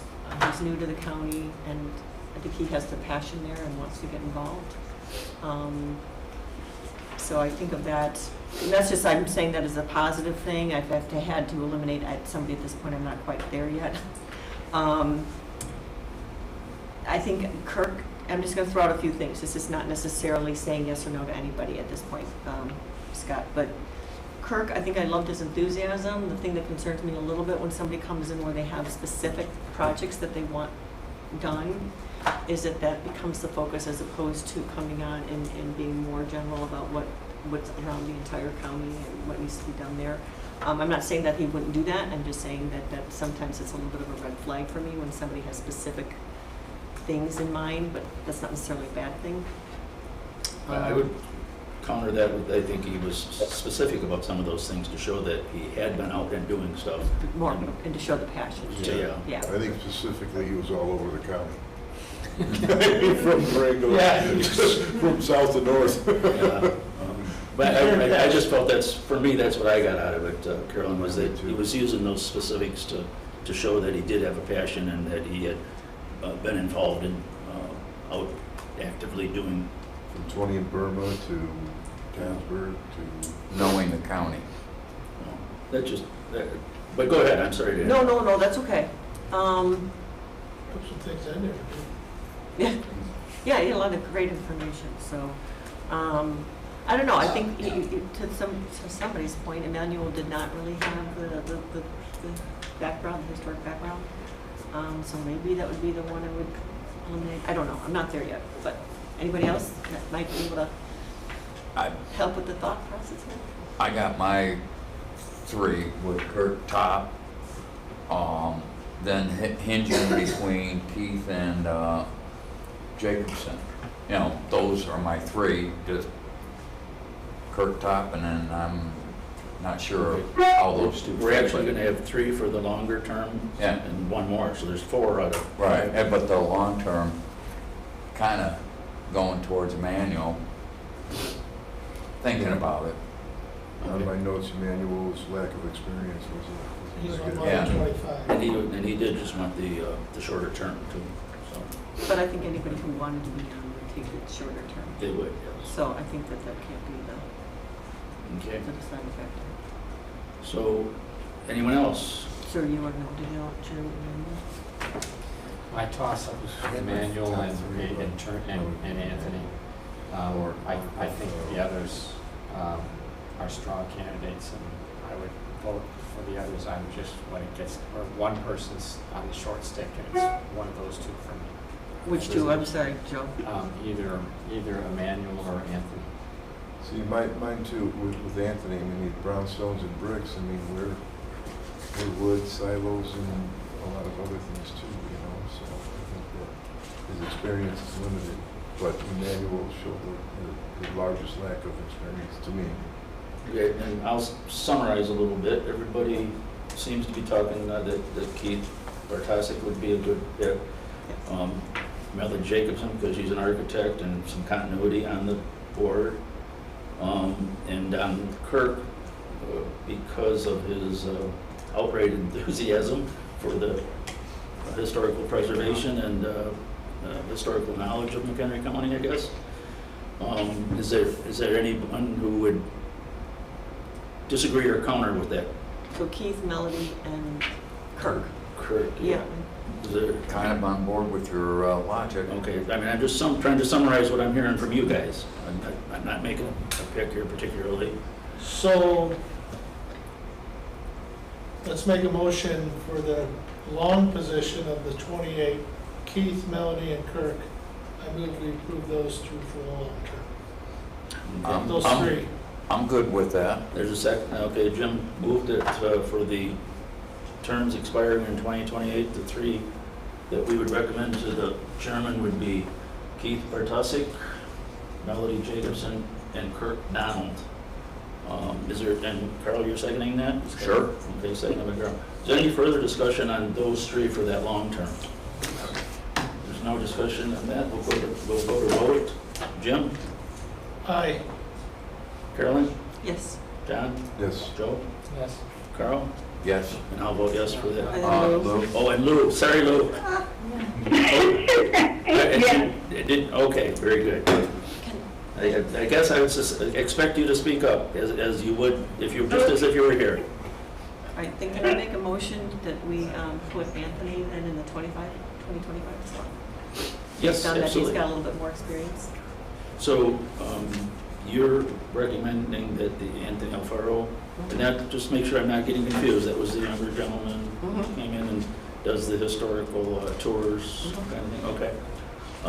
Is there a second to that? You talked about education, educating people, working with people. Okay, I move that we take Emmanuel for the, We have a motion on the floor. no second. And Is there a second for Anthony? Okay. you seconding for Yeah. Anthony Alfaro, the young man? No, I thought, Jim did No, not. no, make no, a- I was saying if Okay, we didn't my have a bad. second. Okay, we're dealing with this motion. Okay, so we're not saying a second for that, Carolyn. So would anybody else like to make a motion? Move that we take Keith Emmanuel, is it, not Keith, what's his first name? Emmanuel? Emmanuel His Vlamakis. first name. I can't say it. Okay. Emmanuel, Is there a second for that motion? Okay, Carl seconds that. Any further discussion regarding the 2025 expiring term? You know, I think my only trepidation is I think, so we all said Emmanuel's low experience, he's an engineer for software. And I can't hear you. Please speak up, Dan. yeah, so with respect to Emmanuel, his engineering was in software for Cisco and he just had very little experience. Alfaro had at least the architectural experience of the Chicago Historical. So of those two, I'm kind of surprised we went this direction, or going this direction. Did you want to second? Why did you second it? You had the, Yeah. but that's okay, it's Neither conversation. one of them were my favorites, to be honest with you. Well, I know, I but- think of the two, though, I would probably go towards Emmanuel. Okay. So Okay. I don't think I'll go for Anthony. Okay, so we have a motion on the So you floor know. that the 2025 term would be Emmanuel Vlamakis and seconded. Any other conversation about that we'd like to? Are we going to vote? Okay. We'll go to vote. Joe? Yes. John? No. Carolyn? This is for Emmanuel? Correct. No. Okay. Jim? yes. Carl? yes. Lou? No. Okay. And, It's up to the chair. pardon? It's up to No. Tie to you. You're the tiebreaker. That's a tie, no? It's not a tie yet.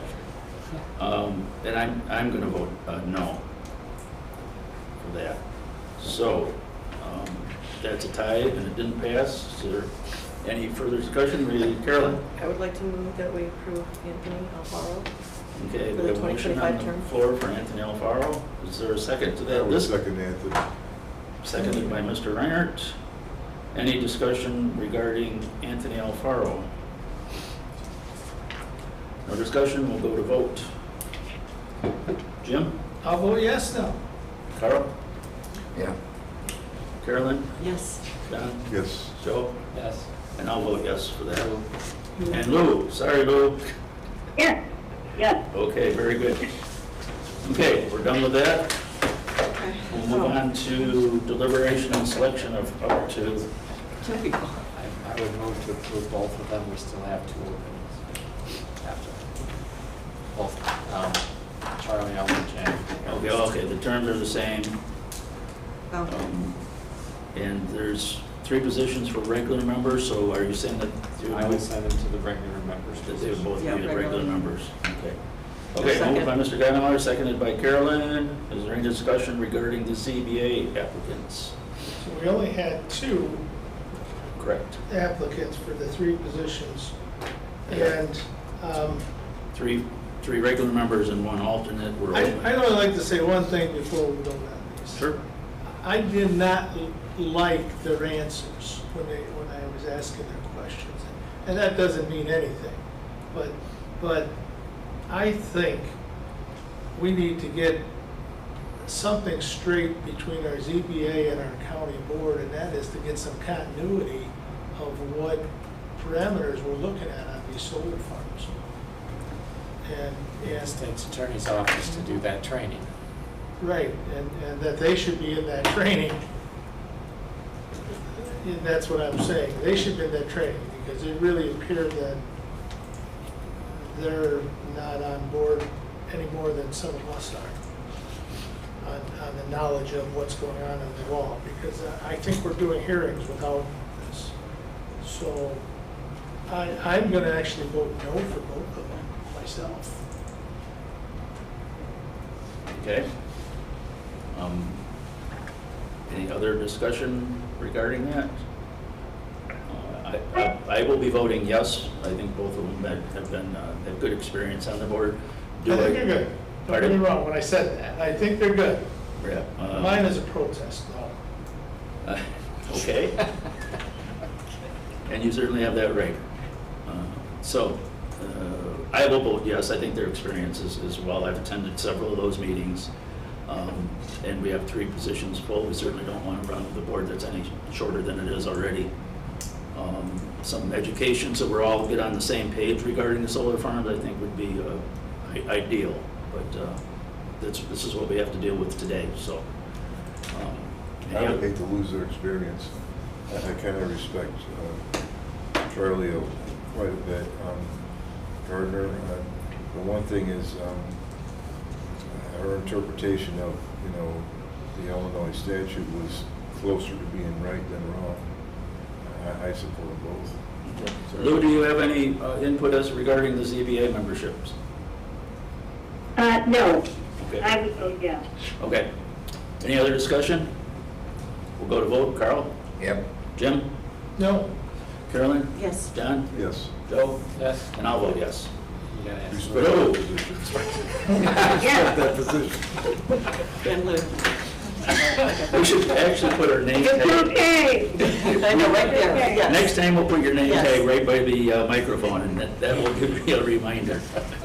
Okay, and Lou voted yes, is that correct? Yes, Thank you. yes. Okay, so that's taken care of, great.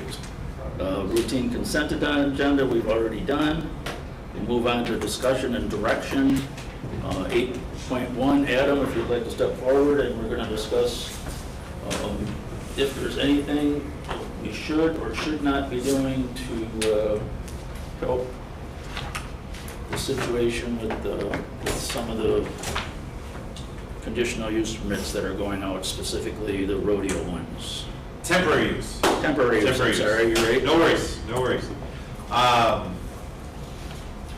So the temporary use events, the rodeos, we had a few concerns presented to us from residents and the like, and it's kind of wide ranging in terms of what those concerns are. Kind of taking a step backwards, temporary uses for rodeos, they're issued under temporary entertainment events. And it's kind of a catch-all for these larger events. So weddings, carnivals, live music shows, quinceañeras, horse shows, animal shows, the like. They're larger than backyard parties. General public is encouraged by these folks to come, tickets at the gate, all that sort of stuff. This discussion and our requested direction was as of Friday, really focused and centered on the some adjustments to these for the animals, for animal athletes, as they're referred to through all the different regulations that are out there that surround rodeos. And that hasn't changed. That's still a concern, and we can still kind of bring those options forward for the board to consider. But over the weekend we did have one, and there's been some bigger issues that come to light, and it's the crowd control is probably the biggest one. There was an incident at the one this past week where EMS was access was struggled. I guess we invited Woodstock Fire Protection District out here, and they can shine a little light on exactly what some of those impediments were, and that involved a helicopter as well responding to the scene. There was just a huge issue in terms of maintaining egress paths, maintaining emergency access paths. It extended concerns from the sheriff's office that these events are staffed not only by the sheriff's office but also by private security. So that involves not only traffic control, getting people to park where they need to park, people where they need to be, the trailers, getting people off the roads themselves, there's traffic backed up, getting people into the event. So I don't, go ahead. I just had to interrupt you while I'm on my mind. It's all good. So they are staffed by the sheriff's office? Correct. And yeah. Okay. There used to be an event where the sheriff's office required, or tried to make a requirement that off-duty sheriffs would be working the event. Is that the same? They are, yes. That's the same case here? That is what's happening. Okay. Yes. So There's these a are voluntary sign up. In this instance, we had a half dozen. Yep. Yeah. Okay. Yeah, there were 6. The event had estimated between 500 and 700 people at the time of the incident. Anyway, I mean these are long events. They go from about 3 to 10 o'clock. Some of them are a little bit shorter, maybe 11 o'clock in the morning to 8 o'clock at night. It varies a little bit. The ones that go longer will have some temporary lighting or something like that. The ones that are not, they don't have temporary lighting, and they get everybody out and moving before the sun sets. So, we can kind of sweep all of this together. I don't have a polished set of options to go forward, but we can talk a little bit about the animal care. Mary Ellen Howe with Animal Control is here, and we can talk a little bit about some of the options that are available that other jurisdictions do that come from things like the Professional Rodeo Cowboys Association and similar associations that would have a vet on site that would monitor the care of the animals, monitor when one falls and comes up lame, require a sign off from that particular vet for that animal to participate again. It wouldn't be, in our estimations, it wouldn't be a clean adoption to just put everything in there, because there's other things that the Department of Ag already has regulations on. And so we would have to really kind of get in there and pull some of those out, and other ones that maybe, as a county board, you just may not find suitable for what you want here. So, and what I'm referencing is things like in those associations, a lot of their rules and regulations are geared towards not getting a competitive edge. So, giving stimulants and stuff like that is one piece. Using cattle prods, or acceptable stimulants, I should say, to finish that other thought. Using cattle prods only in the shoulder and the hips. Other, approved spurs. We're not going to get, I don't think, to that level, certainly on the enforcement side. So it would be advisable, at least on our side, to pull some of those things out to make it realistic. So the one we were really prepared to bring forward was, kind of some exploratory of how that on-site presence, who would actually oversee it, the care of the animals. in talking with the sheriff's office prior to this weekend, the sheriff's primary goal is the safety of their deputies and the safety and the crowd control, the crowd itself. They just don't have the capacity to have somebody manage the oversight of the animals. I guess I'm going to leave that point there, and then take what occurred this weekend. The feedback from the sheriff's office has been that voluntary signing, as Pete indicated, they would have been better suited with 12 people for an event like this. But it's a struggle too. Sorry to interrupt again, but the sheriff is recommending that there be 12 people. Do we have a count of how many were there, or some type of pretty good estimate? I mean, so it's like of the at this particular occupants. Yeah, I mean, because so it's like one sheriff officer for every 50 people, or they have a formula, and it's based on that event, the event type. So whether it's so for this one in particular, the feedback that we got was, and it's hard to say, kind of Monday morning quarterback on this, is going into it they approved 6. That event, the feedback that they got from there were 2 detectives over there that treated that scene after the event occurred, the incident occurred. Their assessment was they needed 12, just by the way the mood switched and how things were.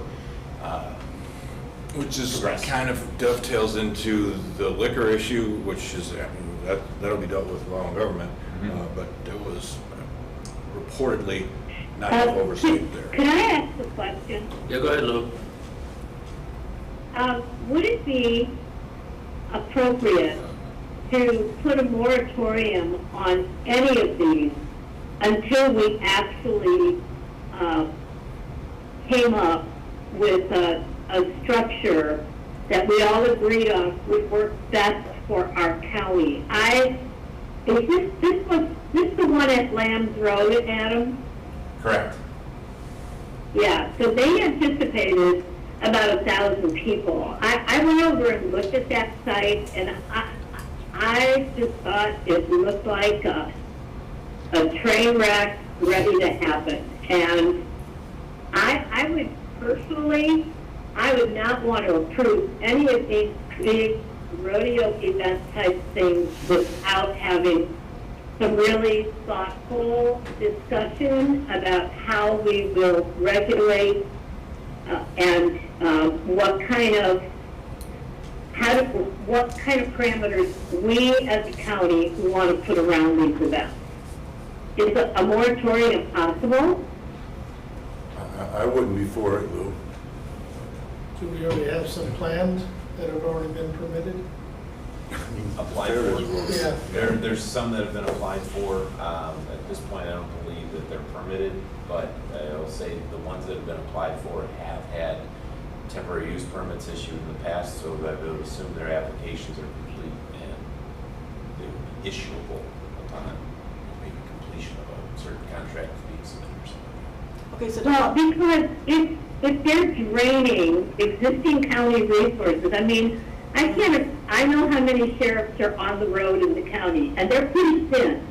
So if they have to be directed to an event that has now become a serious safety risk, the rest of those streets are not being patrolled. And, I don't know, it feels, I don't know, I would like us to be more thoughtful about this and really come back to the table with more clear parameters around what we want this to look like in our county.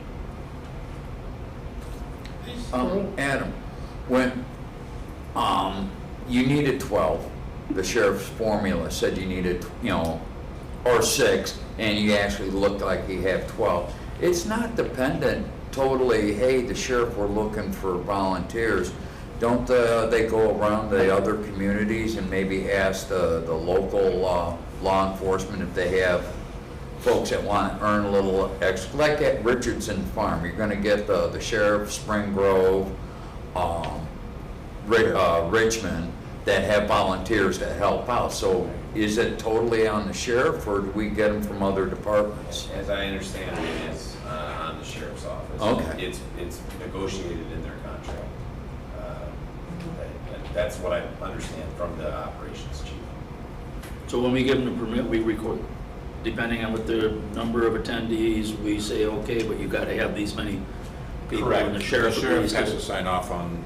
Yeah, so there's We can elevate or reduce the thresholds on some of these events if you want to migrate into that. Yeah, so that is the other kind of big subject matter here is there's kind of two approaches to that. There is a very specific, the sheriff's office has to sign off on the security plan. And if... In the application, it lays all this out in their application for the event. They used a private security firm too, right, Adam? They did. And there was some feedback on that provided from the sheriff's office that this particular security firm just wasn't as effective as ones have been in the past. Yeah. Whether it was through identification or through just effectiveness in their actual enforcement of what they were supposed to do. Again, that's... Yeah, I actually thought the application was very thin. I mean, I haven't looked at one before, but I had concerns that weren't even on the application, that I felt for a crowd. They were anticipating 1,000 people. For a crowd that size, I really felt like there were questions they should have asked and answered that weren't even on the application. And so, but it had already been approved, so, yeah. Can I ask? Let's just slow down for a minute. Yeah, so the back half of that is there's 4 temporary use events that have 2,500 people or more. Those are required to have an emergency action plan or emergency preparedness plan that is coordinated by EMA. And so now that's beyond just the security approach from the sheriff's office. That would involve fire districts, that would involve any other type of resources that when they look at these events, how would they respond, any sorts of hazards, any of that stuff. That 2,500 number was originally designated and address these Spartan races, if you recall, 7-8 years ago. Tough Mud or whatever they were, and those are huge. Those were big. There were a lot of potential dehydration and other issues. And these are a little bit different, a little bit smaller, but no less as intense. So there's talking with Dave Christensen and the EMA. There was no science behind that number, meaning that it can be adjusted and we can go down. To address these types of events. The sheriff's office has a number of 500 people to provide security detail, but they've also added in a language that says, or as the event mandates, or something that gives them flexibility. So just to kind of finish that point. Okay, Carolyn, you had a question a minute ago that we didn't get to, or do you? First of all, I don't want to think about a moratorium. I don't know that we should reject that outright. I think that's part of the discussion, so I just want to keep that out there because that was an interesting idea. I don't know. I'm behind on this, so we're kind of skirting what happened. I don't know if we could just get a quick review of what happened, or is that because it's under investigation, you're hesitant to talk about it, or? I'll tell you what we read in the newspapers. How's that? There was an altercation. Yeah, there was an altercation, and the guy was stabbed. There was a fight for life that took him. Oh, and that's why the helicopter. Okay, because I figured it was got to be something like that. Okay, sorry, I missed that part. So, okay. You're good. Okay, John. So I just wanted to be kind of clear. This rodeo's tied into horse shows, car shows, Tough Mud, carnivals, Concerts, anything in the county. I am totally against a moratorium on everything that we do in the county. I mean, that would be a 4-H show. No, I do. So be careful with moratoriums, I would think. The other thing too is, I think moving forward though, having the sheriff's office be a little more aggressive on, and I'm sure he will, right? I have no doubt in my mind, what kind of security he would want in it. I thought the discussion was mainly about the livestock welfare. As of last week, it was. I was out of town all week, so I didn't catch any of this. So, are we talking about two different issues, though? I mean, maybe we should break out the animals from the security of I any think for event. decision-making, we will at some point. Yeah. It's fair. Those were my points that I wanted to make. Okay, and Jim, you wanted? I have to take off here, but with John, I thought we were talking about the animals partly. I didn't want us to forget about the animals on this side of it. My one question on the veterinarians, are these state licensed veterinarians required? Are they required to be state licensed veterinarians either between Wisconsin, being Illinois and Wisconsin, and we have a shortage of large animal vets? So I would assume we would let them come in from Wisconsin also to oversee this. Are they required to provide who that veterinarian is? Or do we just say they have to have a veterinarian on staff? Well, at present, for the purposes of the temporary uses, we don't have that information. We don't request that information. Okay. We're recognizing that the Department of Ag regulates animals that are used for commercial purposes, whether it's Illinois or if it crosses borders to the U.S. Department of Ag. So we have a lot of things to digest here, and I know we're not taking any action today because it's not on here for action. Well, I think they're asking us for some direction to get a little feel what direction we want to go with it. And it was a little simpler when it was more about the animals and we were considering the on-site question, but now it's moved to safety concerns for the officers of the Sheriff's Department and for the EMT people to get in and out of there. Sure. So we've got a little more on our plate when it comes to. So I as an animal person and like rodeos, but some of the things that have been going on the rodeos on this side, totally unregulated, totally wouldn't be allowed at a professional rodeo that's going on. And that's what I think we need to, I don't want to outlaw rodeos in our county or more, but maybe we, in our county, I guess we're 3 to 4 days. We can hold an event over 3 to 4 days on a rodeo like this, on a special event use. Maybe that's something else that we have to look at is maybe we don't have a 3 to 4 day event that, on a 90-degree day event. So that's all I would like to put in on that. I don't want to ban rodeos. I'm okay with doing a little bit more regulation on animal welfare. I love animals. Animals are animals, but I don't want cruelty to animals.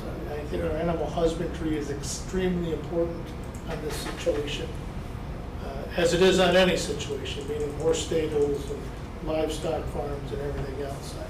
Animal husbandry is extremely important because an off-site rodeo like this that's off on doing their own thing is a bad name for everybody who's doing the right thing, and that's where we got to get control of it. So I have to leave it. Excuse me. Okay, no problem, Jim. Thank you. Thank you. Joe, did you have something? I was just going to say, I do think we're dealing with two different problems. Yes, I do too.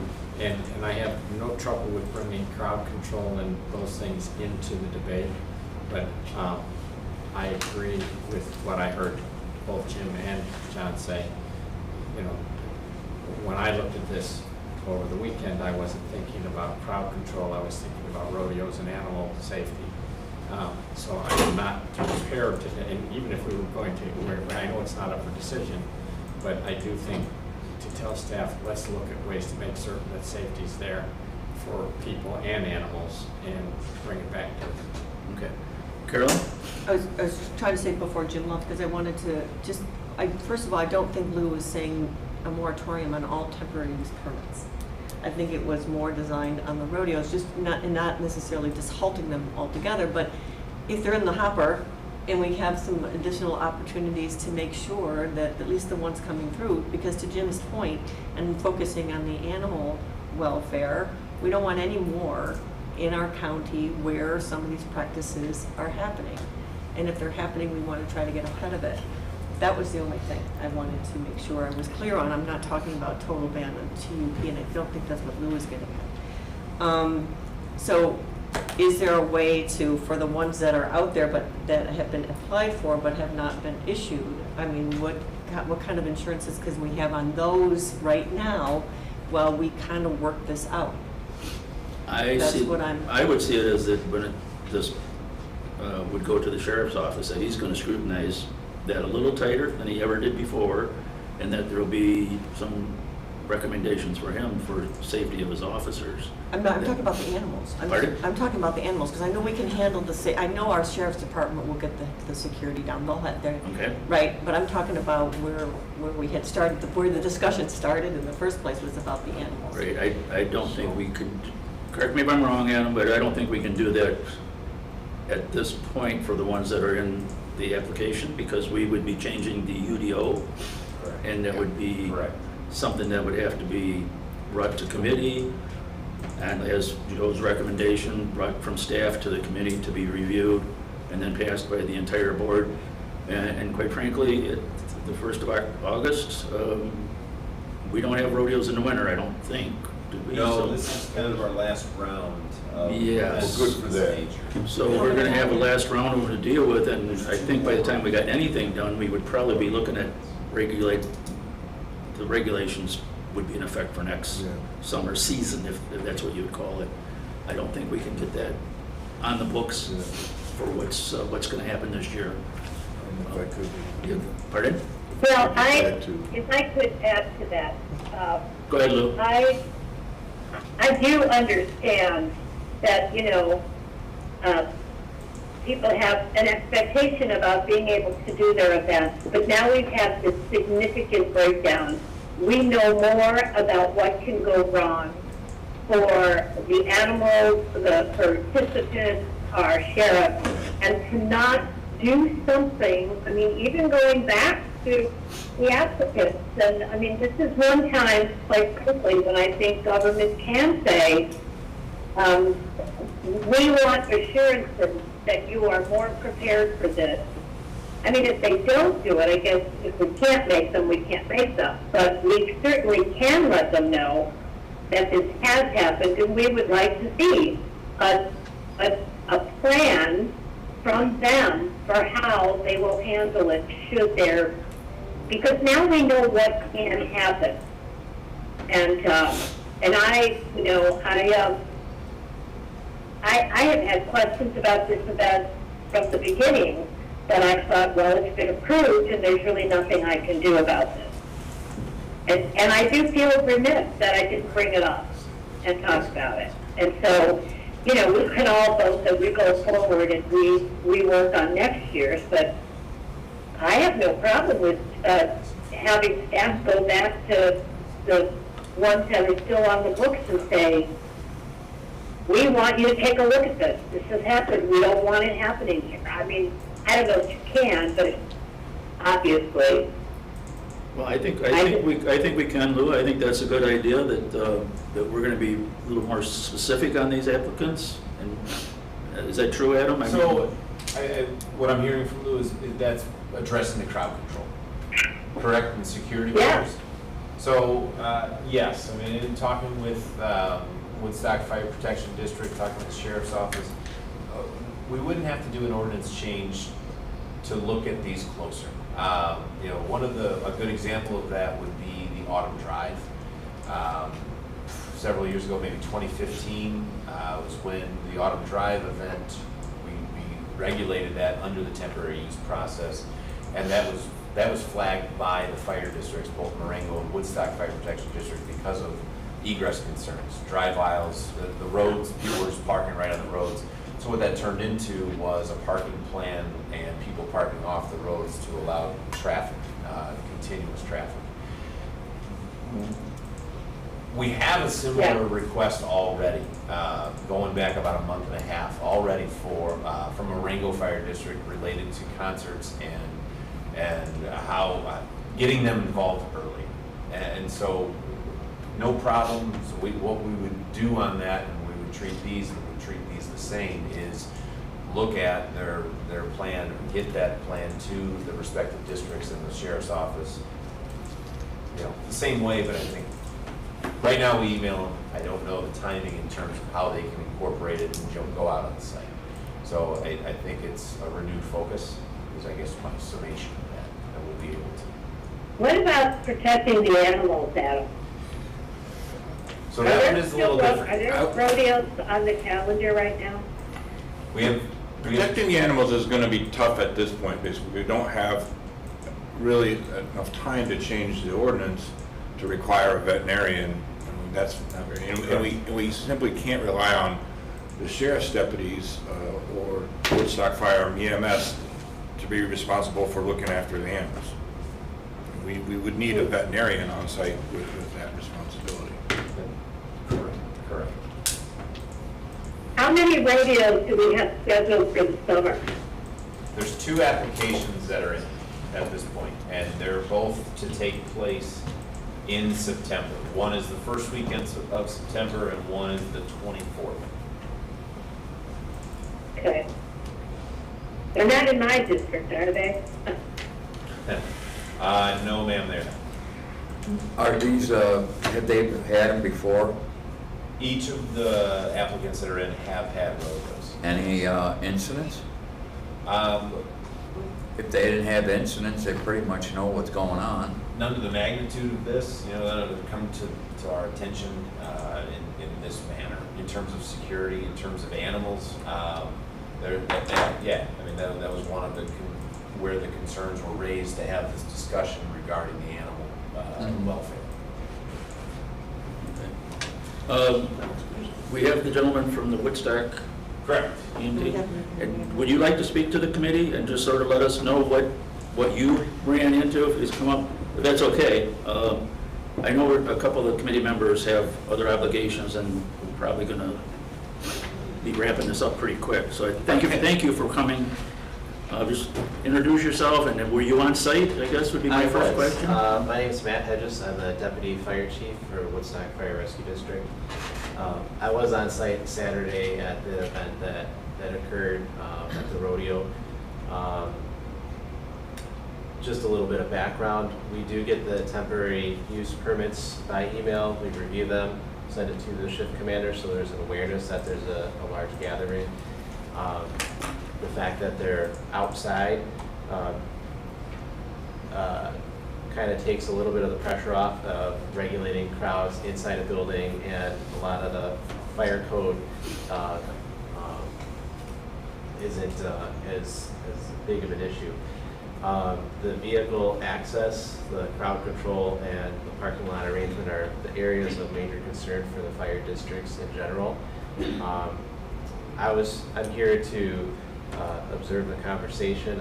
We're interested in that, and also I would be willing to speak on behalf of all the fire districts in McHenry County. We would like a seat at the table when we have a final resolution on what these temporary permits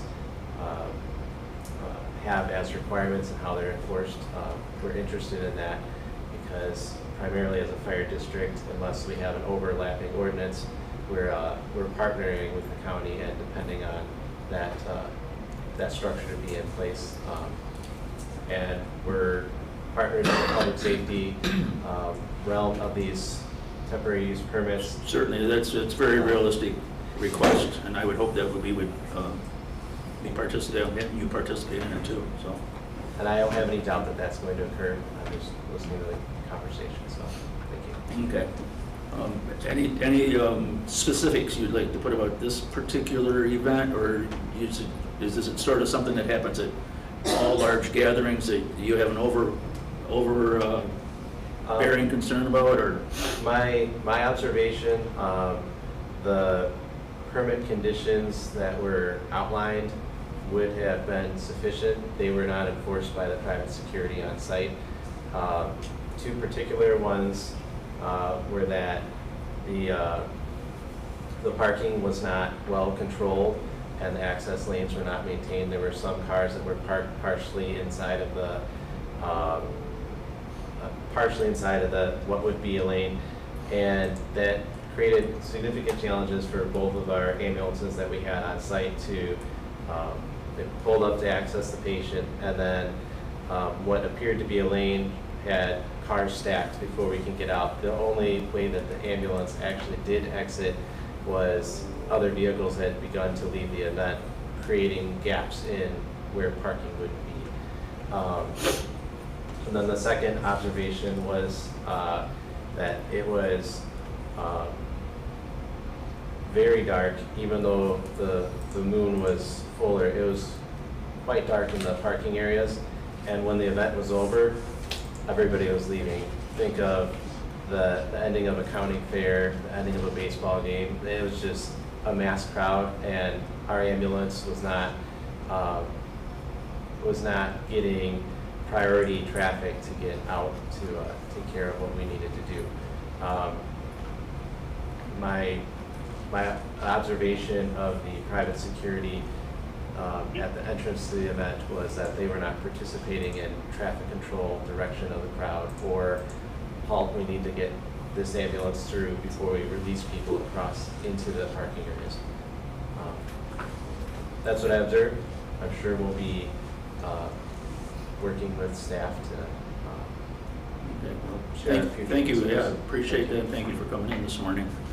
Did I see Carolyn had a question, or no? Oh, no, that's good. You Okay. also, I just want to make sure we also hear from. From who? Mary Ellen Howe. Okay. So with But when we're done with this. animal control. Okay. She can speak a little bit on how some of the enforcement procedures could, I guess, play out with, and how the Department of Ag regulates and what they regulate from the Humane Care for Animals Act and some of the other state regulations that would oversee such events that are just above and beyond temporary use. Peter, did you have something you wanted to? Well, yeah, just staying on the subject of crowd control, I'm learning, like all of us as we go along, but in my conversation with Adam yesterday, it sounds like we have an outline of a structure of a pretty good program, but it doesn't kick in until the event has 2,500 people. So if we use that as the outline, and then consider lowering that threshold, perhaps to 1,700, whatever it is, that's when we would engage the fire districts more and even more, and that's a starting point anyways, as we get around the table this fall and talk about it. Heck, I'd be happy with 500. What's that? I'd be happy with 500 people. That's what Chief Morosky said. 500 Yeah, the sheriff's, Adam was on the phone with the sheriff's office 6 times yesterday. Yeah. And they want something different. Yeah, I truly do. I'd support him on that. Yeah. Okay. Because Good. especially Well, with. you know, when I think about it of that size, when I'm thinking about 1,000 attendees and their vehicles and the trailers for the animals, and that, like, it becomes more than 1,000 people, right? It's huge. And so maybe, Pete, if you're talking about modifying the ones for 25, maybe we say anybody with an event over 500 has to meet these standard guidelines, which address parking, traffic, whatever. I think that would be a good next step to step us into this. I think that's where this conversation is leading, Lou, so thank you for your input. Well, thank you. You're certainly welcome to stay. I appreciate you coming in and giving us your input. To keep things sort of moving along here, and we do want to hear about the animal control side of it, so we would ask that But can I just say, Yeah, go ahead, to Carol. Pete's point, I mean, so if we want, because we are dealing with these in 2 different sections, right? One is the safety crowd control, this is another part of it. So could we then, I mean, we're not taking action, but we could ask staff to, look at that possibility of bringing it down to 500 and bringing that back forward to us so that we can vote on it next time? Absolutely. Would that be okay? Yep. Okay, perfect.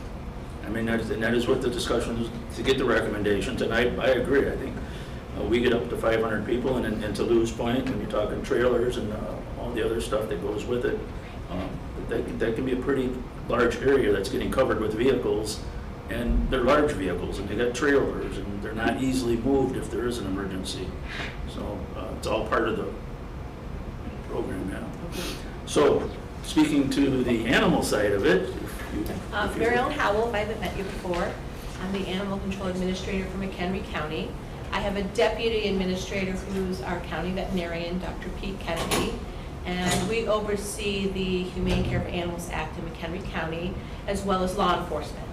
So if there's a violation of the Humane Care for Animals, which is basically around shelter, care, treatment, veterinary care for animals, law enforcement is the one who actually enforces it. We are there to assist them in that, and sometimes we're the first responders in that, but law enforcement is the only one who can charge a crime for that. And sometimes we make recommendations to them to do that. So I'm here today because I feel that if you want to put some things in place for your rodeos, you should be considering having a vet on call or on staff there. There should be somebody who should be checking the animals to make sure that they are in proper care to be doing the activities that they're doing, and that they're there for any injuries that happen for the animals. Also, absolutely, if any animal's coming from out of state, they should have a health record on them, so that that veterinarian knows that they are prepared and ready to be there to do whatever activities are there. There's a lot of other things that have come up that we don't enforce, such as the spurs or the polling or other activities that go on with rodeos. I've talked to the Department of Ag. There's not a lot of parameters around rodeos, but there are a lot of recommendations. And I think as a county, you could put some of those things in place if that's what you wanted to happen at our rodeos here in McHenry County, as far as the animals are concerned. Okay, well, certainly the health records, and my familiarity with that is horse shows. Yeah, mine too. If you travel out of state with a horse and you're going to show it, you got to have the first thing you got to have in your hand is the health records for that horse. It should be a set place where those are. They should be able to be reviewed by a veterinarian. Yeah, right. So I think we're sort of all leaning the same way with the vet, and my particular thought is if you don't have a vet on site, you're not really going to get any enforcement out of it. So Carolyn? And would it be possible to get those recommendations that you feel like would be at a minimum we should be adding in? We have spoken about those a couple of times, and they're in some of the documents that the state has, IDOA, Department of Ag, and then as well as some of the rodeo associations, Adams Orange Council.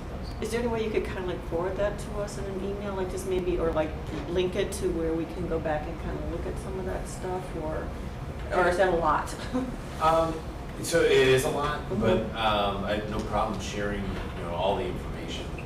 If you'd like, we can kind of boil it down into something that would be manageable for us. Yeah, I don't want to exceed expectations in terms of that we would be able to do all of it. And I think there's a little bit of sifting around to find out how we would be able to enforce certain things. Enforceability is always a big piece with any regulation. So what are the most egregious types of things, I mean, that we really don't want to see happening, and how can we enforce that, and then kind of lay out what you think? Okay.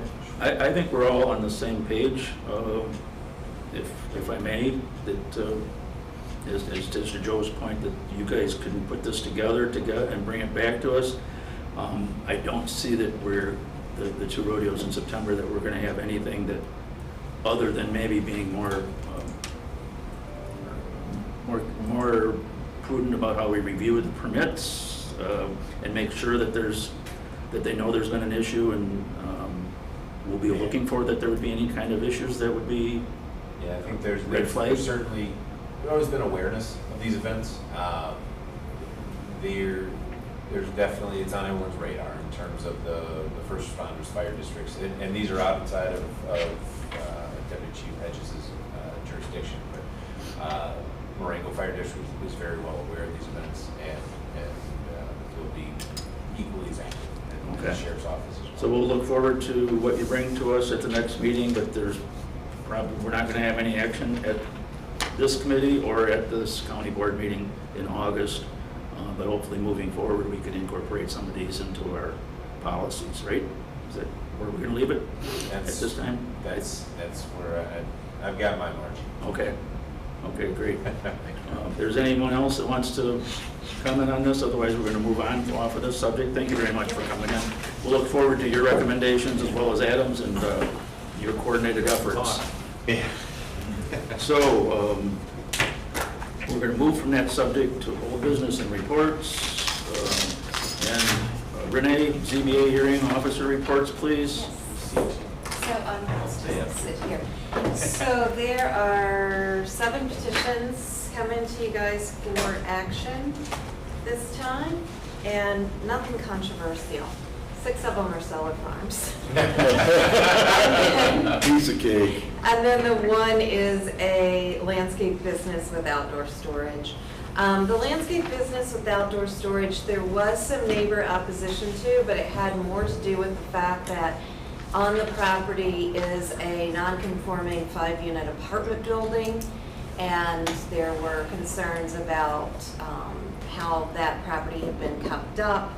Those, I think, were all settled during the hearing, so I would be surprised if you heard any opposition on those.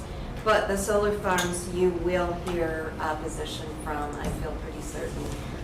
There were a lot of people there objecting. As came up in the ZBA interviews, the Rail Museum is in opposition to 2023-018. And that's one of the ones that will be on the regular agenda because there was no recommendation from the ZBA. And where that one got a little bogged down was, if you review the standards for approval, safety is one of the main standards that you look at. And there were members that felt like because you have to cross 2 sets of train tracks in order to get access to the solar farm, that during the construction phase of that solar farm, it would be very dangerous. But again, the state's attorney has advised that the LaSalle factors and those standards aren't something that we're supposed to take into consideration. But at that time, the ZBA was still doing that, and that was their justification for voting no to that one. And then the 23-28, that one, there were only 5 members at the meeting, so everyone would have had to vote the same way in order to make a recommendation. And Mr. Jers was, he believes, he's a ZBA member that believes that there is saturation of that land use and is voting no on every petition that comes through. Okay. I have a question for Adam. Do you review the leases of these solar farms? Is my understanding? We do not. We do not review them. Actually, we just had that discussion this morning. Okay. Why was I under the impression that I read somewhere that the leases had to be approved by our department? They do not. Okay. We don't even get the leases, and the only time that we've really pushed the subject was with a Duke because we suspected they didn't have a lease with one of the property owners, which it turned out they didn't. They still refuse to give us the leases because there's proprietary information in there. So we actually, the landowners themselves have to be a party to the petition. Either they have to sign a written permission for the solar company to pursue the zoning, or they have to be the applicant themselves. Okay. And the reason behind the Duke, the emphasis on the Duke was the continuity of the whole petition, correct? It was the continuity of the gap. The reason was that there was just suspicion. And there was vocal objection from the person, the person came out. Yeah. Okay, all right. Okay. Well, I don't know why I got that impression. It's my understanding that some attorneys are requiring the lease to have the 10-year renewal on the decommissioning. And I was just curious if you had seen that, but if you're not seeing the leases, obviously you hadn't. I don't know if there's anyone else that has seen a lease that had a renewal of 10 years on the decommissioning or not. Is Is it possible to know how long the lease, if there's, I mean, obviously in a lease situation, there's no way to know how long it is. Maybe we can ask them for that information and if they want to give it to us. But I will say on the 10-year renewal, I'm pretty confident that that will happen because that is in the UDO. When we amended the 10-year, there is a requirement that every 10 years they have to give us a new engineer's estimate and increase the bond. And it's also in the AMA legislation, or the AMA agreements that they sign as well. Okay. Oh, so the 10-year is, so it's, okay. Okay. Anything else from any of this, future topics, executives? Oh, we got more stuff to do here, don't we? We're in updates. Okay, thank you, Renee. Thank you. Oh, and I'm sorry, just one thing. You had said the thing about the there was one that wasn't on our list. That, the only non-solar one wasn't on the... It's Mercado. It's the first one on your list. Oh, my goodness. Yeah, real thin. Yeah. Okay, Joe, thank you. My apologies. Missed it. Okay. Bluebeam and SmartGov update. Sure. I'll be quick. Bluebeam, well, let's start with SmartGov. SmartGov is the DevNet, it's our permit management software project. So we removed the DevNet project and we're going forward with the SmartGov. That has been rocking and rolling. Last week we spent the entire week with their business practices assessment team going through all of our processes for each one of our divisions, and it's rolling. So we're very excited about that. That dovetails with Bluebeam. Bluebeam is actually an item that's up this month for the county board cycle, but didn't come through PED. It's actually an item that we're working in partnership with the health department. It's an ARPA project, and they're going through PHCS and then finance, and then you'll see it at the county board. But it's something that we're super geeked out about. It's going to make it our ability to go basically paperless and do digital reviews and bring all of our massively trending wave of online submittals, keep them online, and just it'll be a lot more efficient. So that's something we're very excited about. Any questions, feel free as it leads up to the board. Okay, thank you. We'll move on to the 2050 comprehensive plan update. That's also moving. I guess the biggest update that we have is that we've got the booth that's all set up. Chair Mary Donner has been working tirelessly on that, and we've got. So if you're out there, stop by. It looks good, Adam. Have you seen it? Yes, I have. All right, man. Well, don't say Adam. It looks good, Mary. Where's the microphone? She's done a spectacular job. So if you see her, maybe It'll catch your eye. It's right in the middle. Yeah, you'll have people stop it. Her vision is coming to life. So, and the next meeting that we have for RPC is August 20-something. Yes. The fourth August Thursday of 20-something. every month. Thank you. 24th. 24th. And it's a big one with the consultant where the Plan Commission is really going to get into building the future land use map, which is the crux of the whole plan. Okay, good. Sounds good. So that'll be exciting. Okay. If there's nothing else on that, we'll move on to the Henning Estate infrastructure. Yeah, so that is progressing. We're kind of forced to make an adjustment to our last bid scope that we released, which is the native plantings. As the waste treatment and the storm management system packages are getting wrapped up, the new equipment didn't jive with one of the control boards, the motherboards on specifically their blower, and they've blown out 2 of their panels, and so they need a new, what's called a VRD. There it is, a VRD controller that basically will talk a little bit smoother to their motherboard on this particular panel. Long or the short, we're working with the contractors to kind of reassign and modify the scope for the plantings to reassign some of those funds to address this issue.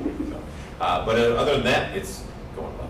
Okay. And it looks to be a positive to be readdress the funds, and there'll be we don't have any more funds to throw in, right? We don't have any more funds, so it's either got to work or we're in trouble. Yes, and so and we still have this package, this landscaping package that we've always talked about. It's yes, it's a requirement of the subdivision, but it's not a life safety thing. The HOA is fully on board with this move. Okay, good. And yeah, so it should close out the projects in a good way. So it'll give them. When do we think that'll be closed out? We're trying to schedule that meeting. They're trying to do it for Thursday. I countered for early next week, so I can give you that update by either county board or next month. We can get all of that set. Yeah, next month is fine. Okay. Okay. Anything else on that? Nope. Nobody else has anything else on that? We'll go to future topics. Executive session's not needed. Scott? For future topics, probably in September, maybe October, you'll be bringing up spongy moths again. We have some public comment today. The data should be compiled, and we should be able to have a report for you, and you can determine what course of action, if any, the county will take for subsequent years. Well, just to make sure I got it clear in my head, when she said 16,000, that was the total cost for everyone in the community, right? No, for their homeowners, for their 100 acres. It was a collection of people giving money for a total of 16. Okay, 16,000 divided by 19 or whatever. Yeah, correct. Okay, gotcha. Peter, did you have something? We are going to move ahead with the zoning 101 at the September committee of the whole. I did have that conversation with Chairman Bueller yesterday, and he's looking forward to that. Okay. I told Joe on the way out that he's on. So. Okay. Great. I'm sure everyone will be looking forward to that. Anything else from anybody here, or we're gonna? I got nada. Renee, did you have something, or you just changing your glass? Oh, no, I see a hand go up out of the Just one real quick one on the sponge moths. Flying up to Oshkosh, 30% of the oak trees had no foliage on them, of all those woods. I'm not kidding. Wow. And in Juneau County, Wisconsin, they have quite a bit of that also. And they're against their food grade killers for those spongy moths. So the whole Midwest is dealing with this, not just us. And most of those counties are against that, spraying those things. Okay. So. Curious. Yeah. Maybe we can get some information, if you could put those together. I was talking with the U.S. Forestry Department, and I'll share that next month. Yeah, but I was thinking maybe staff could contact those counties, if you had some specific counties. Yep. Yeah, I'll forward those on to you. What they're doing or not doing, and sort of give us a little report on that next month too? Yeah. Sure. Or whenever, yeah, okay. Motion to adjourn? Moved by Carol, seconded by Carolyn. All those in favor say aye. Aye.